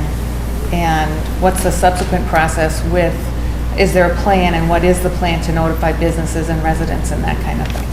I think we'll also be hearing from the mayor soon, I think. Any further Councilor Dibble? Yeah. Thank you, Mr. President. Before I go back up, I'd like to clarify when the mayor comes up, we've been talking about bicycles in these lanes, but it clearly says multi-use. So Mayor, through you, Mr. President, Mayor, when you come up, can you just please explain what will be allowed in this lane of travel? Just so it's clarified. The scooters, obviously, probably, I'm not sure. But I'd like to hear what is allowed, what's not allowed. Thank you, Councilor Dibble. Councilor Dibble. Thank you, Mr. Sergeant. Next me, right? Councilor Madore. Thank you, Mr. President. When the mayor comes up to address questions, I would like to ask through you 2 questions. First, about implementation, how this is going to be deployed, what kind of materials. I understand it's going to be temporary for the weekend, so just want to understand how much disruption there will be in terms of deployment every weekend. And then secondly, when I ride around the city on my bike, the biggest issue for me is finding parking, honestly, where to park my bike. So I don't want to chain it to a bench because that impacts accessibility. I don't want to chain it to poles because that also impacts accessibility on the sidewalk. So I wonder with these pop-up bike lanes whether the city will consider adding temporary structures for bike parking, because I think that's just as important as creating these lanes. Any further discussion? Very good. Councilor Sargent. Thank you, Mr. President. Just one thing I noticed, the half a mile or so from West Avenue to Leach Street, it's one about the widest street in our city probably, that and Chestnut Street, already has bicycle lanes painted on them between the parked cars and the travel, and there's plenty of room there. So I'm not sure why we have to eliminate parking along that stretch at all when we already have a well-established bicycle lanes there that could become part of this multi-use. Thank you. Any further discussion? There being none at this time, I'd like to invite, seeing no objection, I'd like to invite the mayor up for clarification on some of these points. Yeah, sure. Thanks for the opportunity to provide a little more insights into this, and appreciate the warm reception we've received from both people and ward counselors who were impacted. Although this is before you this evening, we've been trying to do outreach to ward counselors in advance about potential opportunities to use some of our existing entrance corridors in for improved and safer biking options. We know that there's lots of cyclists who take advantage, or many cyclists who take advantage of the existing bike lanes. We know the bike share is very popular, but we hear from a lot of families and folks who maybe don't cycle regularly about bike lanes not being the safest way to get them in and out of town and around town. So we thought this summer we're trying to put together some pilot programs in conjunction with the e-scooter program that is also being rolled out that might allow some safer entry points in. We focused on a few different entrance corridors. We were looking at Broad, we were looking at Loring and Lafayette and North, and ended up sort of getting focused on these two. The two that are before you, which includes Congress Street, Lafayette, Loring is one corridor, and trying to build off the existing bike and multi-use path infrastructure that exists. So the Pickman Park neighborhood has access to a bike path that could bring them to this, that could then go off, again, off, not off street, but at least on a section of a street that you're not competing with cars as easily, given the fact that you'd have no parking on one side. And then looking at North Street, trying to get folks in as a straightaway from another area where we know there's lots of neighborhoods and certainly lots of families. And this could grow. There may be other areas that we'd love to try, but we don't want to bite off more than we can chew because there are some logistics involved. These are 12 days, so that's 6 weekends that we've targeted to have these weekend pop-up lanes. That means no parking in those areas on one side of the road only. Just to be clear, you can always park on the other side of the road. We're certainly anticipating in a place like Lafayette Street, relaxing some of the resident sticker parking that exists on some of those side streets if necessary to accommodate on weekends the fact that one side of the road wouldn't allow parking. The goal is to make sure it's safe, right? So we'd be looking at some temporary structures that we'd be putting up. Right now we've identified sort of an interlocking cone system that we'd be utilizing that has the portability to be able to move it in and move it out on a weekend basis. Ideally, if something like this were to work and we want to do something more permanent, that's a conversation for another time in terms of what you would use, but we need something that is both safe and portable that can be put along these corridors to designate this is a bike lane on the weekends, along with signage, stenciling, really trying to make sure that people are aware of what's happening. Robocalls, we certainly have been working with the ward counselors, want to continue to do that on walking through these corridors, walking down, identifying areas if there are issues that we need to work on or kinks that we need to work out, making sure everybody's aware of it. This doesn't just impact people who live on those corridors. There are people off those corridors who might want to take advantage of the opportunity to drive in safely. And most importantly, an idea that came up, we had sort of a little pop-up discussion at Regent Brewing over here from folks who are around the table where how do we really partner this with programming? So is it a group meet at Splain for a group bike ride and ride down and get ice cream? We're really conscious of trying to utilize some spaces downtown for parklets so that we could add some additional bike amenities within there and also have a place where people can sort of get off their feet, so to speak, enjoy what's happening, whether it's an ice cream or an opportunity to take advantage of some of the shopping and retail that we have, for instance, on that Essex Street corridor where we have the expanded paint out, talking about that as a potential area to make that a more permanent opportunity on the weekends to get people out in front of the ice cream store over here and the hot dog place. Like we feel like there's areas that we can create space that's better utilized than just solely for a vehicle. So this for us is part of an effort to re-engage and share some of these public spaces. If this gets adopted tonight, we'd really appreciate it. It's really hard to go full throttle planning, logistics, ordering signs, the sort of things that we have to do to get ready without knowing it's finally approved. So if this gets done, we're going to walk those routes, spend time with the ward counselors, making sure we're working out kinks, making sure everybody's aware of it. I do think there'll be some people who might be inconvenienced and may not love it, but I think there's also going to be people who are excited about the chance to have a corridor that's sort of free of a car to come in. And that's why we're trying this as a pilot, only on the weekends. It'd be a lot easier to do this from a logistical perspective, like to put it in place and leave it in place, but we know that's a hardship for people who, aren't used to this type of activity. And that's why we're looking at weekends, trying to get a sense if this is something that'll work. We may get no activity. Maybe there's nobody interested. Our biking population's way down. It's not going to be well utilized. We'll be taking counts before and after. But we're hopeful about trying these things and looking at these corridor opportunities in combination with some parklets where we can create some of that infrastructure. We'll have the scooter program and then do some real programming so that folks are aware of it. You're not riding your bike by yourself, although you could, but maybe there's some opportunities to partner up and have some group activities with routes that are designed to get you downtown easily.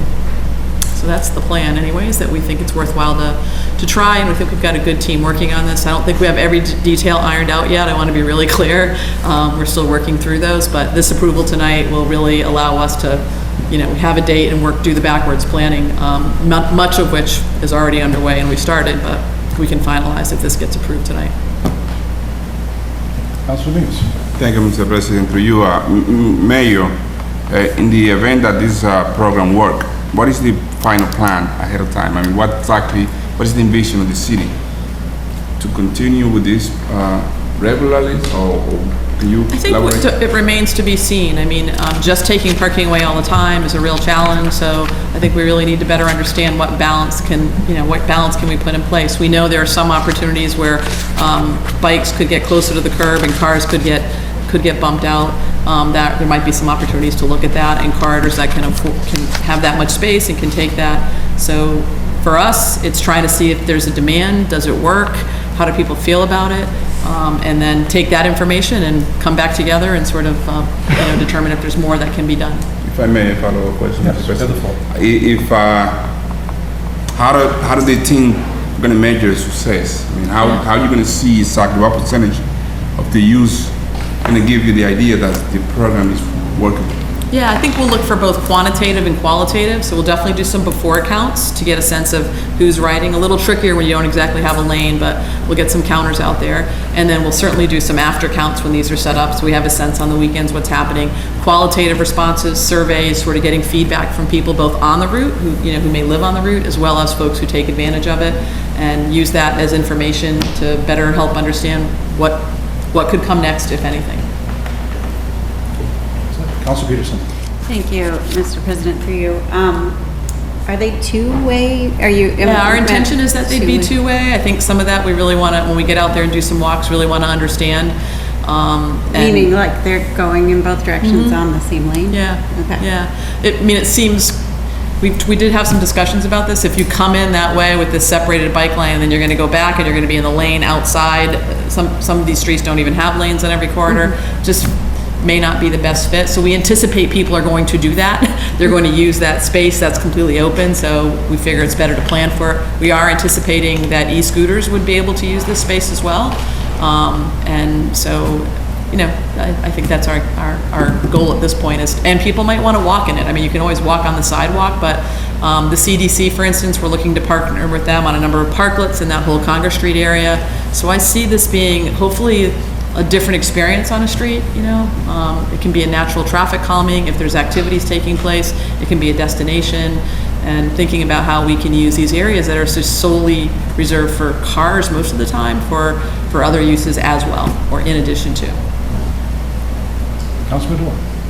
Thank you, Mr. President, for you. The North Street bike lane, how is the connection to the downtown area? It goes down to Commercial Street and then sort of takes you up by the train station. So it's not, you got to cross eventually. So it's not the most convenient crossing, as we all know, who have ever made that crossing. But it goes upwards on Bridge Street? I think it takes you down Commercial and then loops you over into the train station. In both directions? Well, you'd have to go and come in both directions. Yeah. I mean, I could see people taking the path. I could see people crossing over at Franklin and taking the path over and then going up. But it's on the opposite side of North, as the train station is. So you'd have to get over at some point. Oh, it's on that side. Okay. Yeah, it's on inbound. So these are on inbound lanes, just to be clear. Mayor, while you're there, if I may. How wide would these lanes be? You might have mentioned it, but you went out pretty fast. How wide are the lanes? What would prohibit a car from going down that lane? Yeah. We have two-way traffic inside that lane with bicycles and other things. Yep. And will there be stop, like on a regular traditional bike path? Yeah. Bike path, will there be small stop signs? Nope. We're not anticipating having stop signs, although we will talking about stenciling on the roadway. So it's a road. I mean, this is not meant to deter you from paying attention to activities like you would if you were frankly on the sidewalk. When you're coming to a crossing, you're going to have to be paying attention. The good thing is there'll be no cars, so you'll have a really clear line of sight either way. And there's some concern about sort of the contra lane, the bi-directional, but we think people are going to use it that way, so we're just going to try and plan for it. And there's opportunities for us to put signage, careful at crossings, look both ways. This is, I don't want to say this is going to be perfect, this is exactly how you do it. It's meant to be a pop-up, so there's going to be some responsibilities on the owner to be careful and be cautious, but you'll have a clear line of sight, which is something that you don't have now. You're not going to be driving on a bike lane with a car on one side that's parked and a lane of traffic on the other. And I think from the feedback we get from folks, that's one of the reasons they're not as highly used, because you don't feel as safe.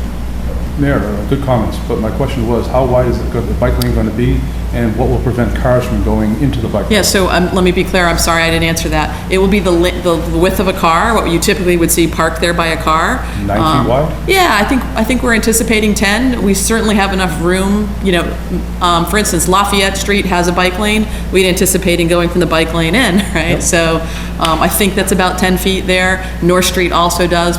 Congress Street also does. So some of those areas already have some lane capacity on the external. We just look to take that and go into the curb. Right, and at each intersection with each street, what will prevent a car from going in that travel lane that's designed for bikes? Well, they're just temporary pop-up, sort of like cones that are connected is what we're looking at right now. So there's nothing that's going to prevent anybody from driving into that lane. I mean, it's not a permanent separated bike lane.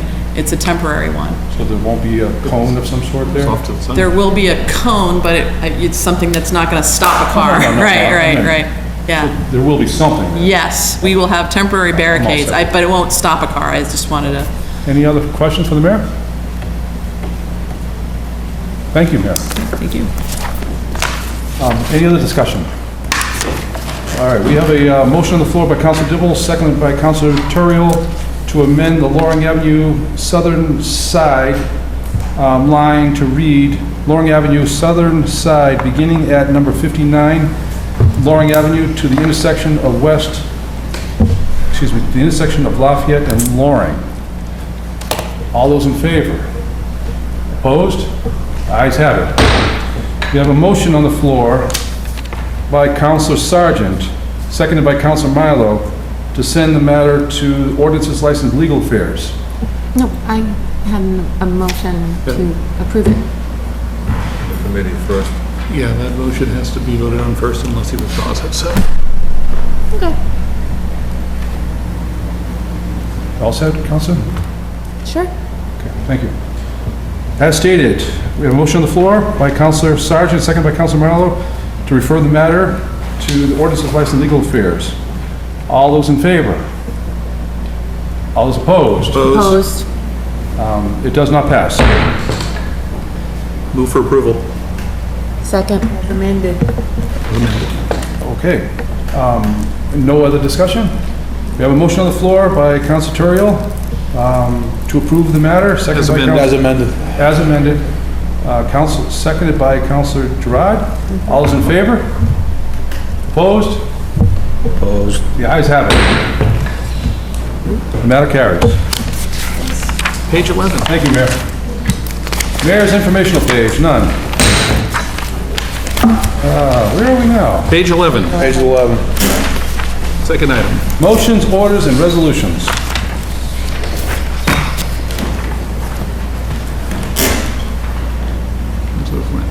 Councilor Flynn. Councilor Flynn. Thank you, Mr. President. In the year 2019, an ordinance to amend an ordinance relative to traffic, be it ordained by the City Council of the City of Salem as follows. Section 1, amending Chapter 42, Section 10, one-way streets, by repealing the following. Beaver Street, from where the easterly end of Silver Street intersects with Beaver Street, thence easterly to the easterly end of the property line of number 17 Beaver Street. And retaining the following. Beaver Street, from where the easterly end of Silver Street intersects with Beaver Street, thence easterly to Grove Street. 1878, DPW 5-1498. Section 2, amending Chapter 42, Section 51, parking prohibited on certain streets by repealing the following. Beaver Street, parking prohibited on certain streets, southerly side, and replacing it with the following. Beaver Street, parking prohibited on certain sides, southerly side, from Safford Street extending easterly to a point approximately 70 feet from the intersection with Grove Street. Section 3, this ordinance shall take effect as provided by city charter.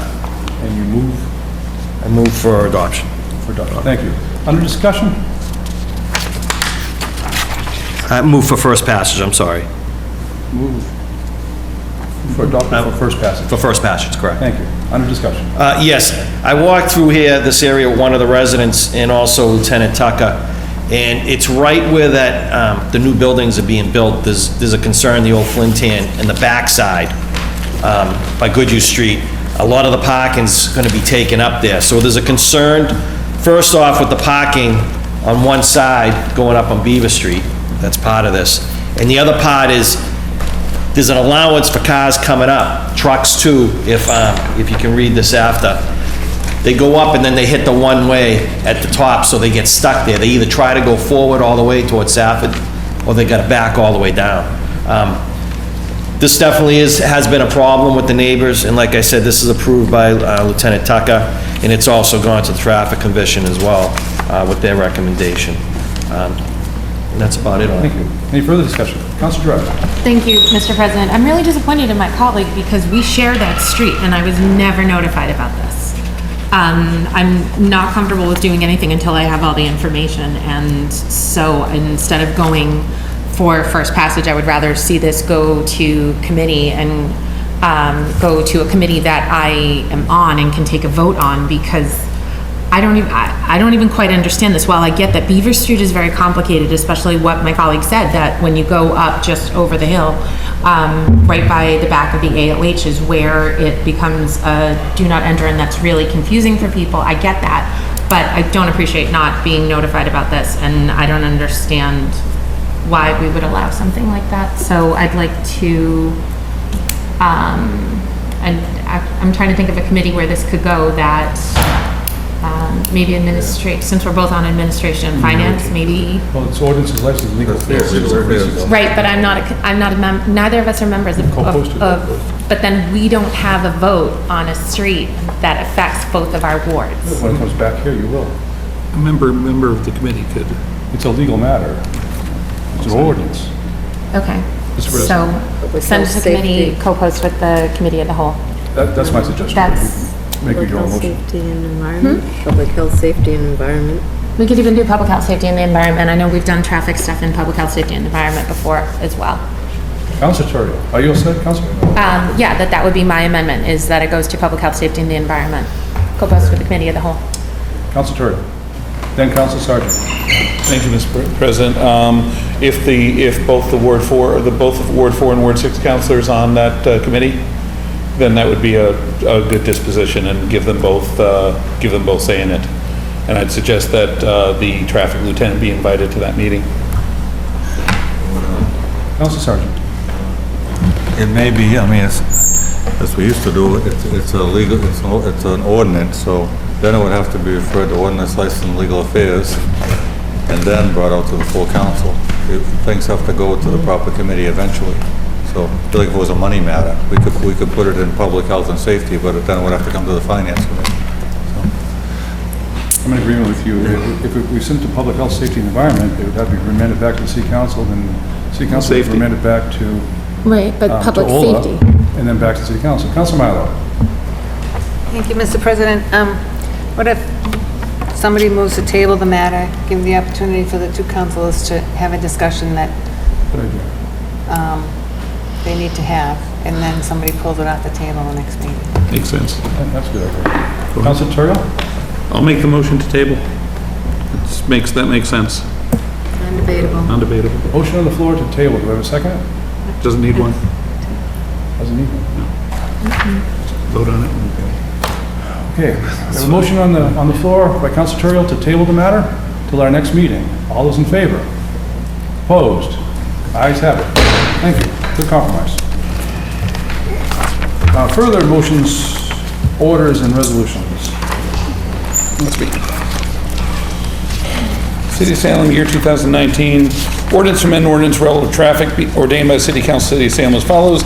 Section 1, amending Chapter 42, Section 11, bus stops by adding the following.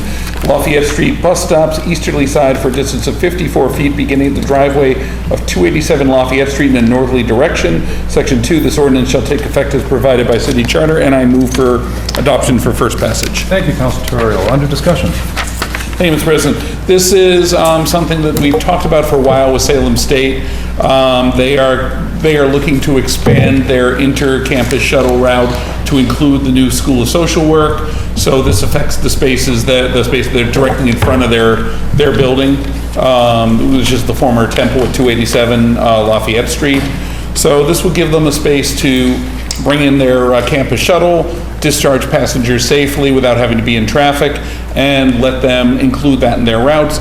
We're hoping, and SSU is hoping, and the Traffic and Parking Commission is hoping unanimously that this will hopefully help somewhat with the problem of people parking in the neighborhood to access the school, and should improve things somewhat by getting more people using the SSU shuttle. So I think it's a positive idea. We've been talking about it for a while, and it's time to move forward. Any further discussion? Okay. On the motion by Council Terrell for adoption for first passage, all those in favor? Opposed? Ayes have it. Thank you. Further motions, orders, and resolutions. Council Madore.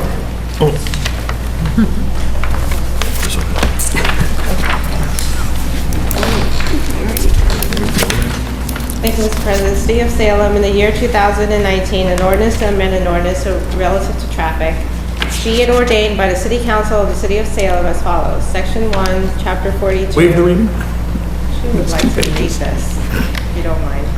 Section 1, Chapter 42, Section 54A, reserved parking, Holyoke Square, be amended by repealing the following. Parking shall be reserved in accordance with the Salem Redevelopment Authority deed of easement recorded at Book 22087, page 438, which restricts parking exclusively for Holyoke Square, Inc.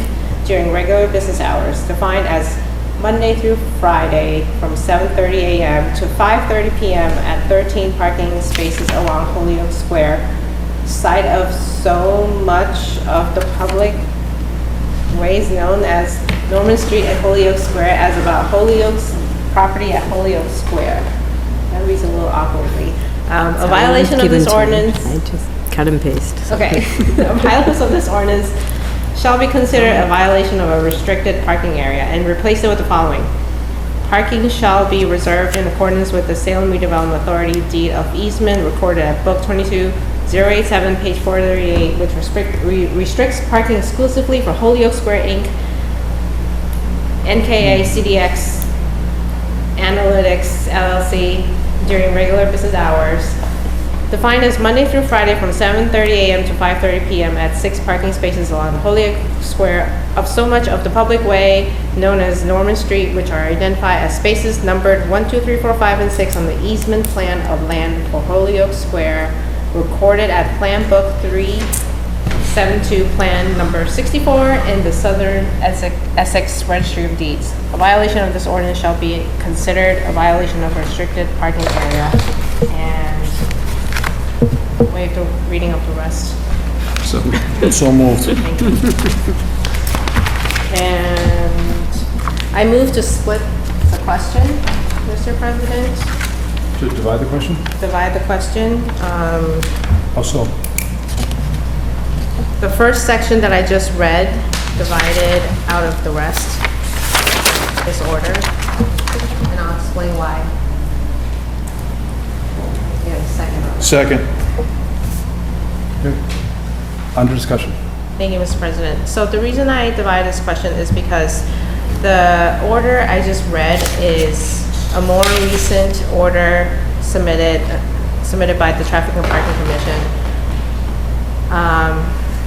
Basically, these deeded parking spaces around CDX are deeded to the company, so they're restricted to their use, the company's use, but they decided they don't actually need these spaces and would like to return some of these spaces to the city.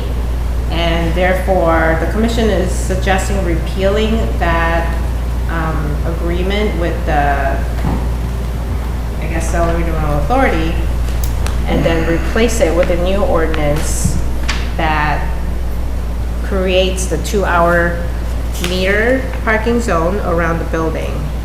And that extends to the rest of the parking spaces around that building, around that square. No, wait. Yes, it does.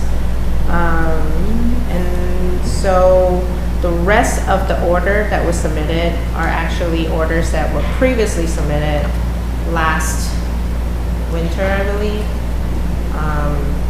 about changing, broader changes in parking zones and restrictions in that neighborhood. And it reads, it's very confusing to read on paper, but the commission had kindly submitted the diagram to show that.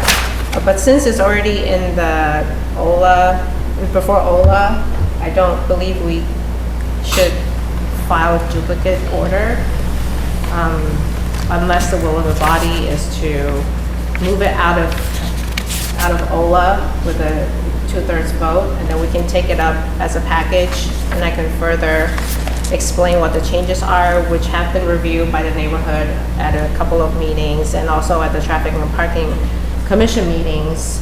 And I also had heard from the Injamis from Steve's Market and the Quality Liquors store owners that they're okay with these changes.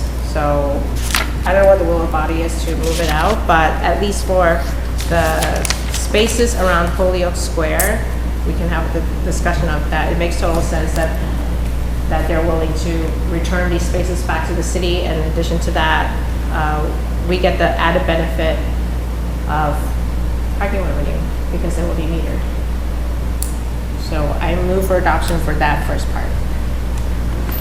For the divided question, section 1 for first passage, you're saying? First section, yes. Any further discussion? Council Sergeant. Just to be clear, these are the spaces that used to be under contract around the building that will now be given back to the city, and there'll be 2-hour metered spaces, right? Yes. Okay, good.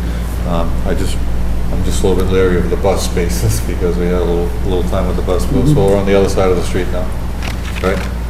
Yes. Just around the overlay. Council Madore, she was not present when we went through the whole bus parking fiasco. Council Madore. Yes. Then Council Terrio. Mr. President, so, thank you, Mr. President. So that side of Holyoke Square is part of the rest of the order that was submitted last year. So we can either take it out and discuss it on the floor, or we could have another OLA meeting, discuss it there and bring it out. Keep it in. Thank you. Council Terrio, then Council Mallow. Thank you, Mr. President. Just to give a small amount of background, the Holyoke Mutual Company, which used to be there, which the at-large counselor across the way and myself are both alumnus of. But she worked there before I did, and then I worked there 16 years ago at this point, but it's been a while. But as part of the arrangement, there was a house across the street that the company had wished to demolish and use to expand their off-site parking. There was an arrangement made eventually where the house was given to the city, who then used Habitat for Humanity to take it, repair the house, and put it back into use. In exchange for that house and that property being given up, the city had agreed, this is long before we were on the council, but the city agreed to allow Holyoke the exclusive use of those spaces around the building during business hours. And so it's good that during that things have changed. The Holyoke is a much smaller company and has sold the building to itself to CDX, and they maintain a small presence there. CDX doesn't need all the parking spaces that Holyoke once did, and so it's very good of them that they're putting this back into our parking pool. They're putting this portion of it. So of the 13 spaces, 7 of them on the Holyoke Square side are now going to be back into regular use. So that's a positive for the neighborhood, and they just have to deal with having those handful of spaces in front of the building directly during business. So this is a plus. Further discussion? Councilor Milo, sorry. Oh, thank you, Mr. President. Just a couple things. If the Ward 2 councilor wants to pull something out of committee with a 2/3 vote, I believe there has to be a written intention, and then we take it up at the next meeting. I can double check with the clerk on that, but we can't just pull it out of committee without having it be on the agenda. My only suggestion would be maybe if we delete sections 2 and 3 for now and just take the vote on section 1, and then We've already divided the question, so we're just... We didn't vote on dividing the question, did we? we didn't vote on dividing the Oh, I question apologize. yet, right? Oh, we did. That's what we're Then we discussing? will vote on it then. Yeah. Because it's been seconded. Yeah. But if you, I mean, you can divide it and let the section 2 and 3 hang out there, I suppose, but if section 2 and 3 is basically already in committee, And 4, 5, and 6. okay. So if the only section that's not in committee is section 1, then we can't just pull the other sections out tonight and talk about them and vote on them. We'll be voting on them separately here tonight to do something with them. They're on the agenda. Right. So we're going to divide the question, speak to section 1, and speak to the other section. So what I think it was the intent of the ward council. Okay. All set, council, for now? Yeah, I guess my point is that we can't just pull something out of committee tonight to discuss it. Right, I'm in agreement. Councilor McCarthy, I just spoken to you. Let the chair. Thank you, Mr. President. There is no intent to try to pull anything out of committee tonight. Simply, we're going to try to divide the question, deal with the first part. The second part is a little redundant. Unfortunately, Councilor Madore brought this motion into committee previously, and then the Traffic and Parking Commission, along with Lieutenant Tucker, did their outreach and came up with their own, which kind of mirrored what she'd already done. So that's why it's redundant. And we already have it in committee. We couldn't even vote on it tonight anyway, because it's in committee. We know we didn't act on it. So referring that matter back to committee just doubles it up. And then by doubling it up, we have the traffic and parking recommendation and the nice map that they've drawn us with all the color-coded parking spaces and what meters and whatnot. So that way we can deal with that, and then we can refer both matters out at once. So that's, divide the question, deal with one, and then just refer the rest back to me. You could discharge the first one. And then we can discharge, we'll figure out how we'll do it. Well, the committee, as chair in my committee, we'll work it out in committee. We'll discharge the first set and then deal with the second set. On the same page. Thank you. Councilor Hartman? No? That Any further discussion? Let's move on the division. Okay. We have a motion on the floor, seconded to divide the question, Trying to make sense. to address and vote on section 1, and then the remainder is section 2 through 6 separately. All is in favor of dividing the question?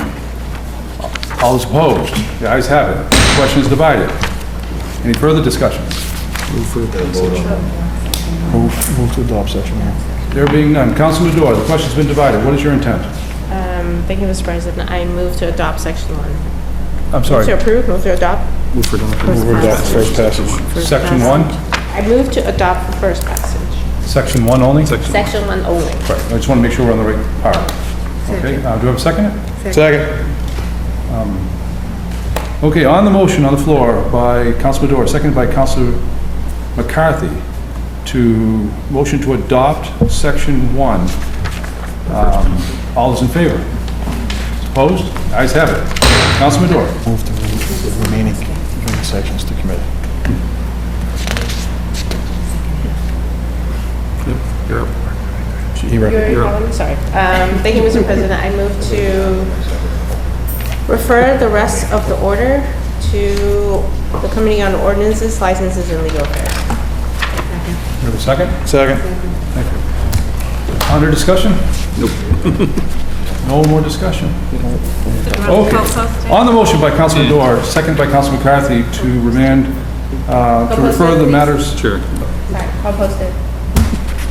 Yes. Go post it. Thank you. On the motion by Councilor Madore, second by Councilor McCarthy, to send sections 2 through 6 to the Committee on Ordinances, License, Legal Affairs, co-posted with the Committee of the Whole. All those in favor? Opposed? Ayes have it. Further motions were. What's that? Further motions, orders, and resolutions. Counselor Fury. Council Sargent. Counsel Sergeant. Thank you very much. City of Salem City Council, June 27, 2019, ordered that the regular meetings of the City Council for the months of July and August be combined and held on Thursday, July 18th, 2019.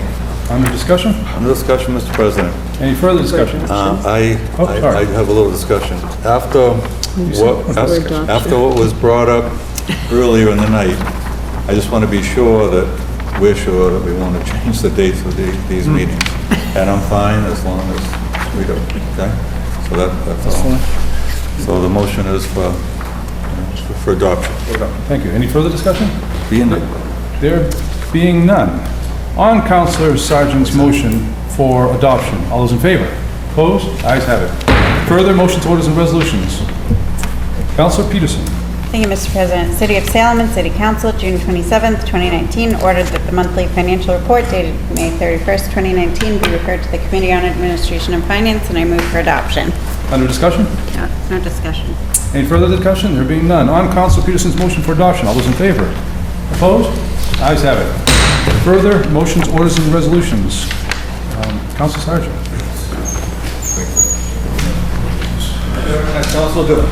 Thank you, Mr. President. In City Council, June 27, 2019, ordered that the Friends of Green Lawn Cemetery and the Cemetery Commission at our September 26th regularly scheduled council meeting. Yes, September 26th. Discuss various matters such as the chapel and making Green Lawn Cemetery an arboretum. Under discussion. Under discussion. The Friends of Green Lawn Cemetery invited us all to a really wonderful reception back, I don't know, 2 months ago maybe? I forget how long ago. Councilor Dominguez and I attended it, and it was pretty nice reception where they talked about additional things that they wanted to do in Green Lawn Cemetery and making it a more formal or actually a recognized arboretum. I was told some 30 years ago, Council President, that the Green Lawn Cemetery was the third best arboretum in Massachusetts. After Mount Hope, I think it was, and after the Arnold Arboretum. We had the third best. And I had the privilege of taking several, over a period of about 10 years, some serious arborists through there.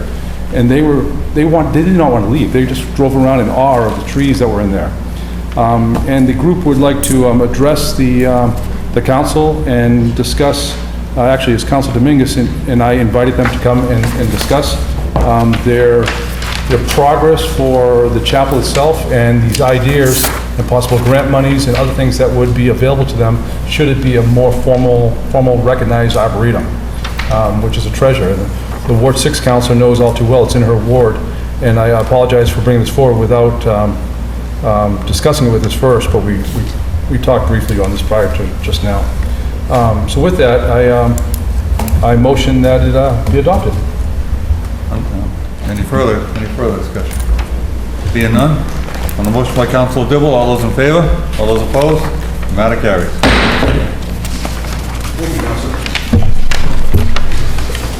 Very nice of the Sargent family to donate all that land. Appreciate that. Sergeant? Okay. I think we missed one on page 16, further... In the middle. Oh, sorry, Madam City Clerk, did we do the second one? No. Okay. Committee reports. Councilor Flynn. Thank you, Mr. President. In City Council, June 27, 2019, the Committee on Government Services co-posted with the Committee of the Whole, to whom was referred, the matter of a new PA system for the City Council chambers. Under discussion. Yes, this was another one of the issues that we talked about last night. And we had a rep here from the company, CCS, I believe, was the name of them, put a nice presentation on, answered all kinds of questions for us. City clerk was very helpful in finding this company along with the IT people for the city. This is who they recommended. This is going to be quite a project to make things better in here for people to hear, and it really is needed, and we did recommend to approve doing this and going forward. Thank you, Councilor. You're welcome. Any further discussion? There being none. On Council Flynn's motion for... Excuse me? Oh. Under the acceptance of the report, all those in favor? Opposed? The ayes have it.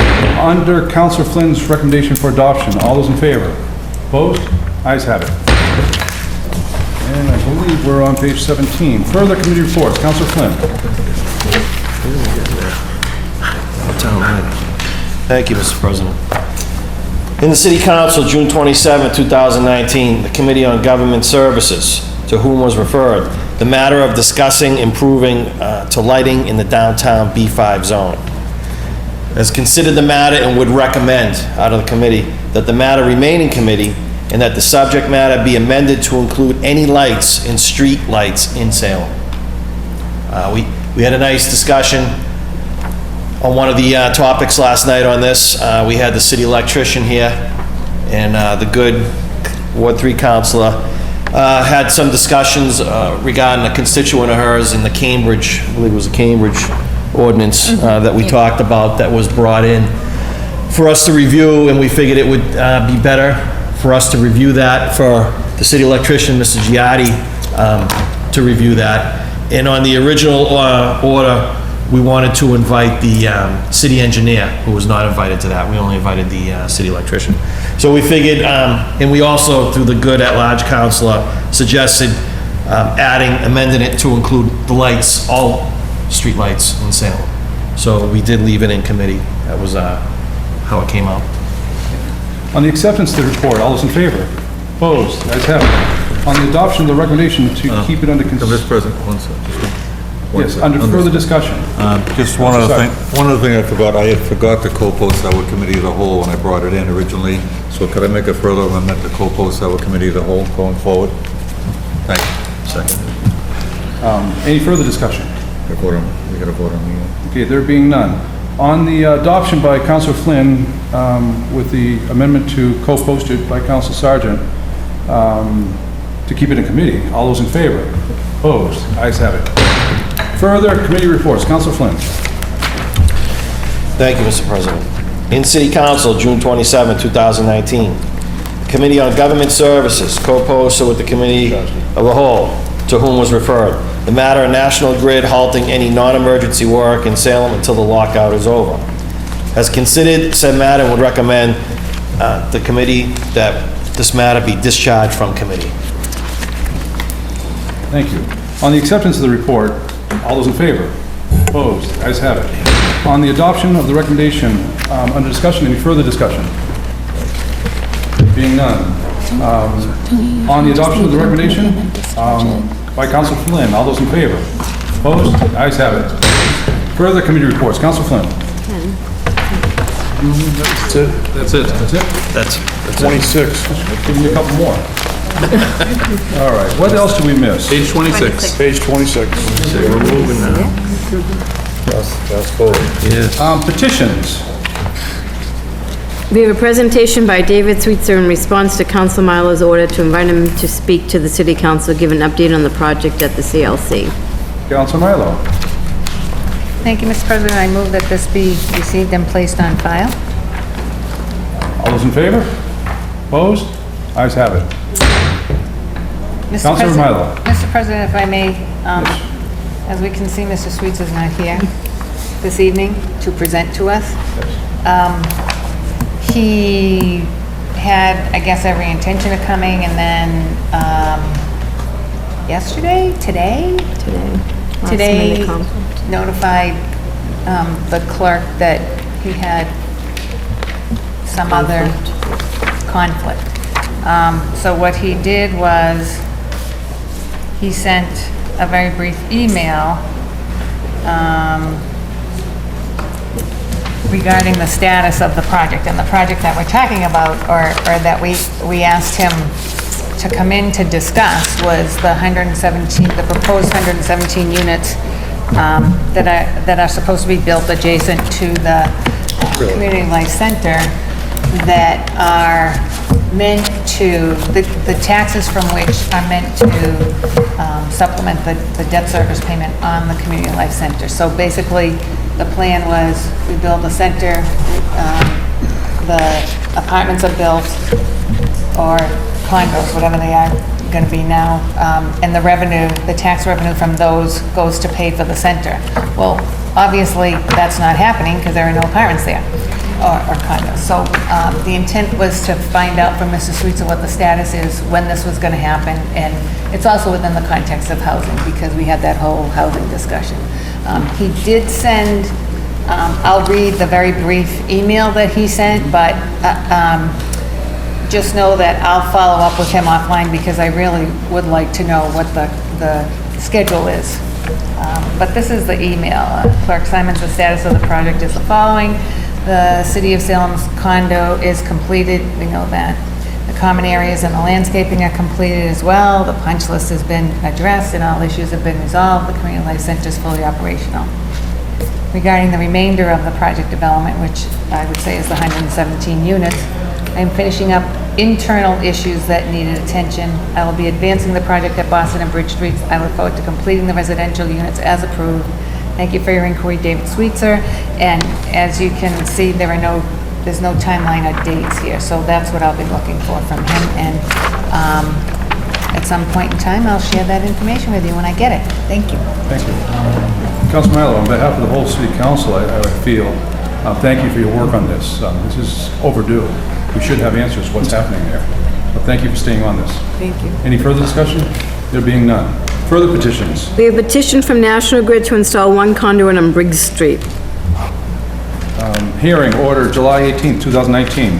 Further petitions. We have petition from AT&T to install telecommunication on a pole located at 40 Liberty Hill Ave and to also install a conduit. Thank you. Hearing order July 18th, 2019. Mr. President? Further. Mr. President? I'm sorry. Councilor Gerard. Thank you. I'm not going to be here on July 18th. Could we put it off to the first September meeting? Is that possible? That's the will of the body? Sure. Well, that's the will of the council, the ward council. Sure. So that would be first meeting, did you say the first meeting? Yes, so September 12th. September 12th. Yeah. Could you phrase that, please? Do you want me to write an order? No. No? We'll just let them know. Just state your amendment. To hearing amend the ordered on hearing date September. to September 12th, 2019. 2019. Right, thank you. Mr. President, can I just make a Yes, comment? Councilor Sergeant. Just one thing, just a memory that something on Liberty Hill Ave was going to be installed Across a the while street. back, and there was across the street, okay, there was an issue with a family, I just want to make sure This we're is good. what the new. That's the new one, thank you. Yeah. Thank you. Okay. Motion on the floor to amend the date of the hearing to September 12th, 2019. All those in favor? Opposed? Ayes have it. Thank you, Councilor Gerard. Further petitions. We have a request from the Salem Common Neighborhood Association to hold Kids Fun Fest Carnival on October 19th, 20th, 26th, and 27th of 2019. Councilor Madore. Thank you, Mr. President. I move for this to be granted. Under discussion. This is the same Kids Fun Fest that the Common Neighborhood Association has held for several years. And they submitted the application with approval of the fire and police chief. It's really loud out there. There's absolutely no different from what they've done last year and the year before, and I understand that there might be some questions about allowing this, given what we had discussed last year in regards to having a fuller carnival on the common, but we did allow Kids Fun Fest to happen through our ordinance, and that still applies, so kids love it, families love it, and I invite everyone to join this year for the last 2 weekends of October. Mr. President. Thank you. Councilor Sergeant. Just a friendly amendment. I know it was, I believe it was called Kids Fun Fest. Could I make a friendly amendment just to strike the word carnival to avoid confusion? And just have the same event, but just strike the word carnival.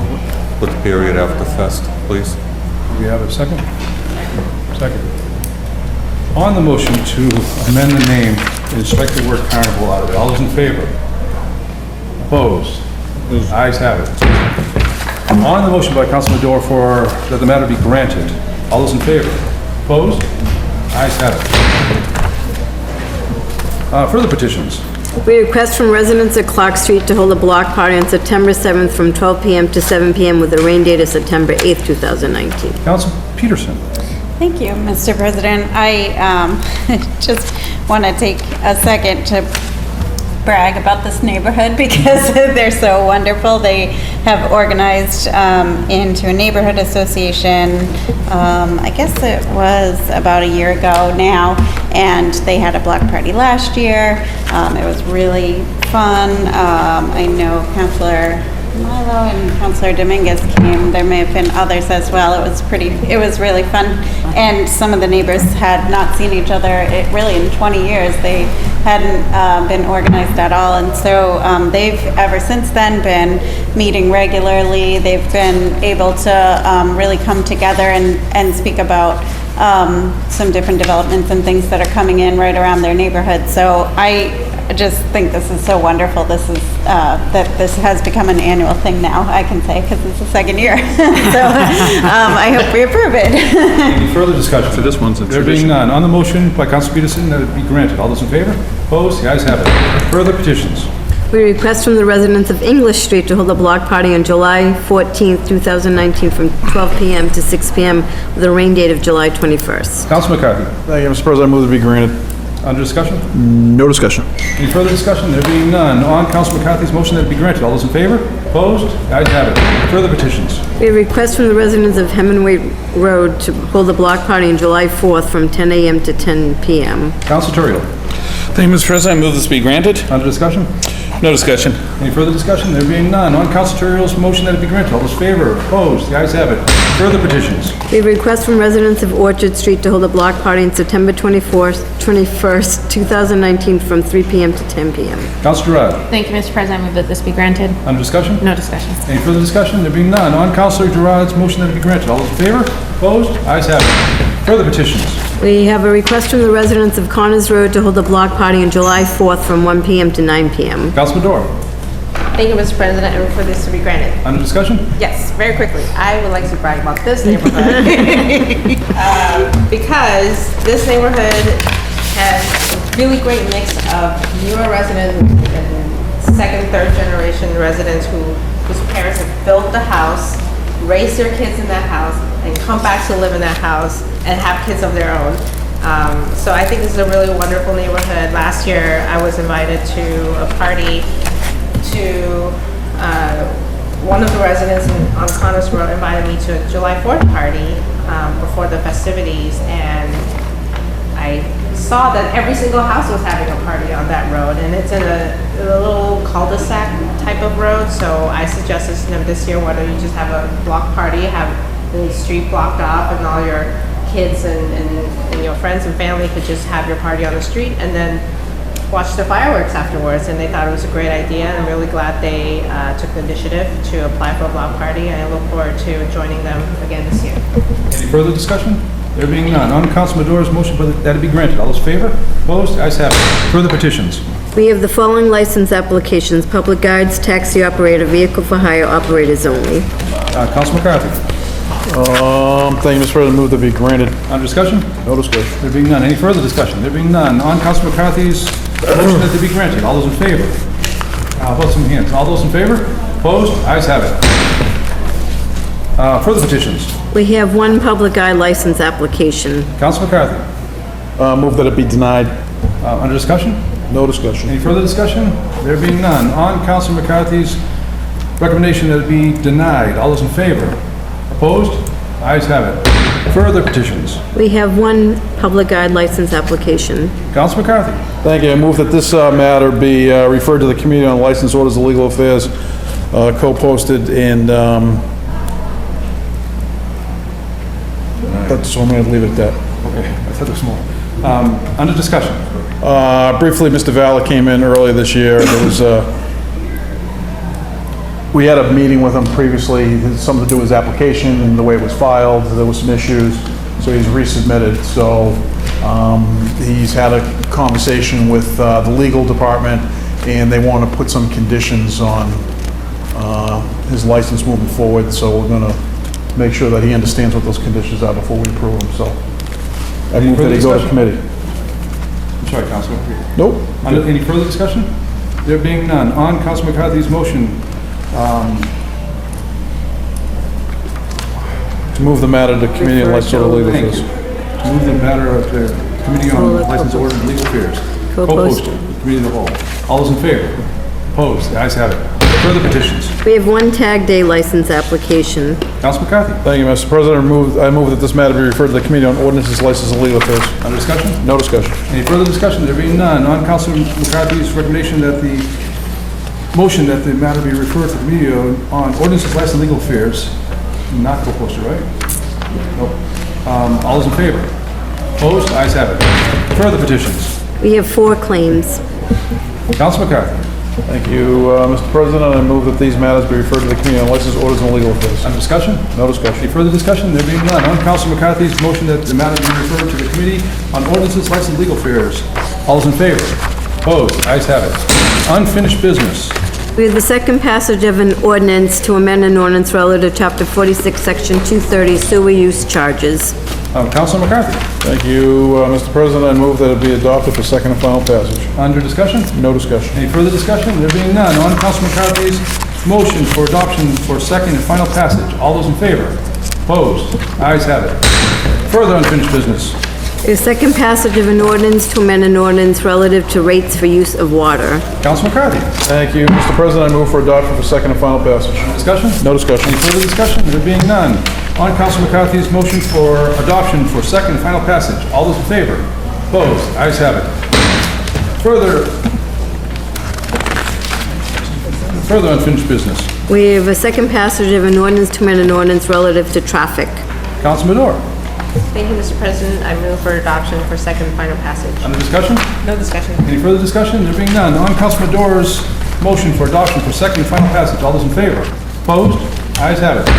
Further unfinished business. We have a second passage of a bond order for fiscal year 2020 Water Sewer Enterprise Fund Capital Improvement Program for the amount of $1,800,000. Councilor Peterson. Thank you, Mr. President. I move for a second and final passage by roll call vote. Under discussion? No discussion. Any further discussion? There being none, on Councilor Peterson's motion for second and final passage by roll call vote. Madam City Clerk, will you please call the roll? Counselor Turiel? Yes. Counselor Sargent? Yes. Counselor Peterson? Yes. Counselor Milo? Yes. Counselor McCarthy? Yes. Counselor Madore? Yes. Counselor Gerard? Yes. Counselor Flynn? Yes. Counselor Dominguez? Yes. Counselor Dibble? Yes.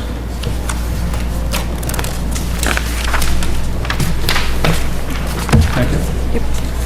On the matter, 10 councilors present, 10 voting in the affirmative, the matter carries. Further unfinished business. We have a second passage of a bond order for fiscal year 2020 General Fund Capital Improvement Project in the amount of $11,770,192. Councilor Peterson.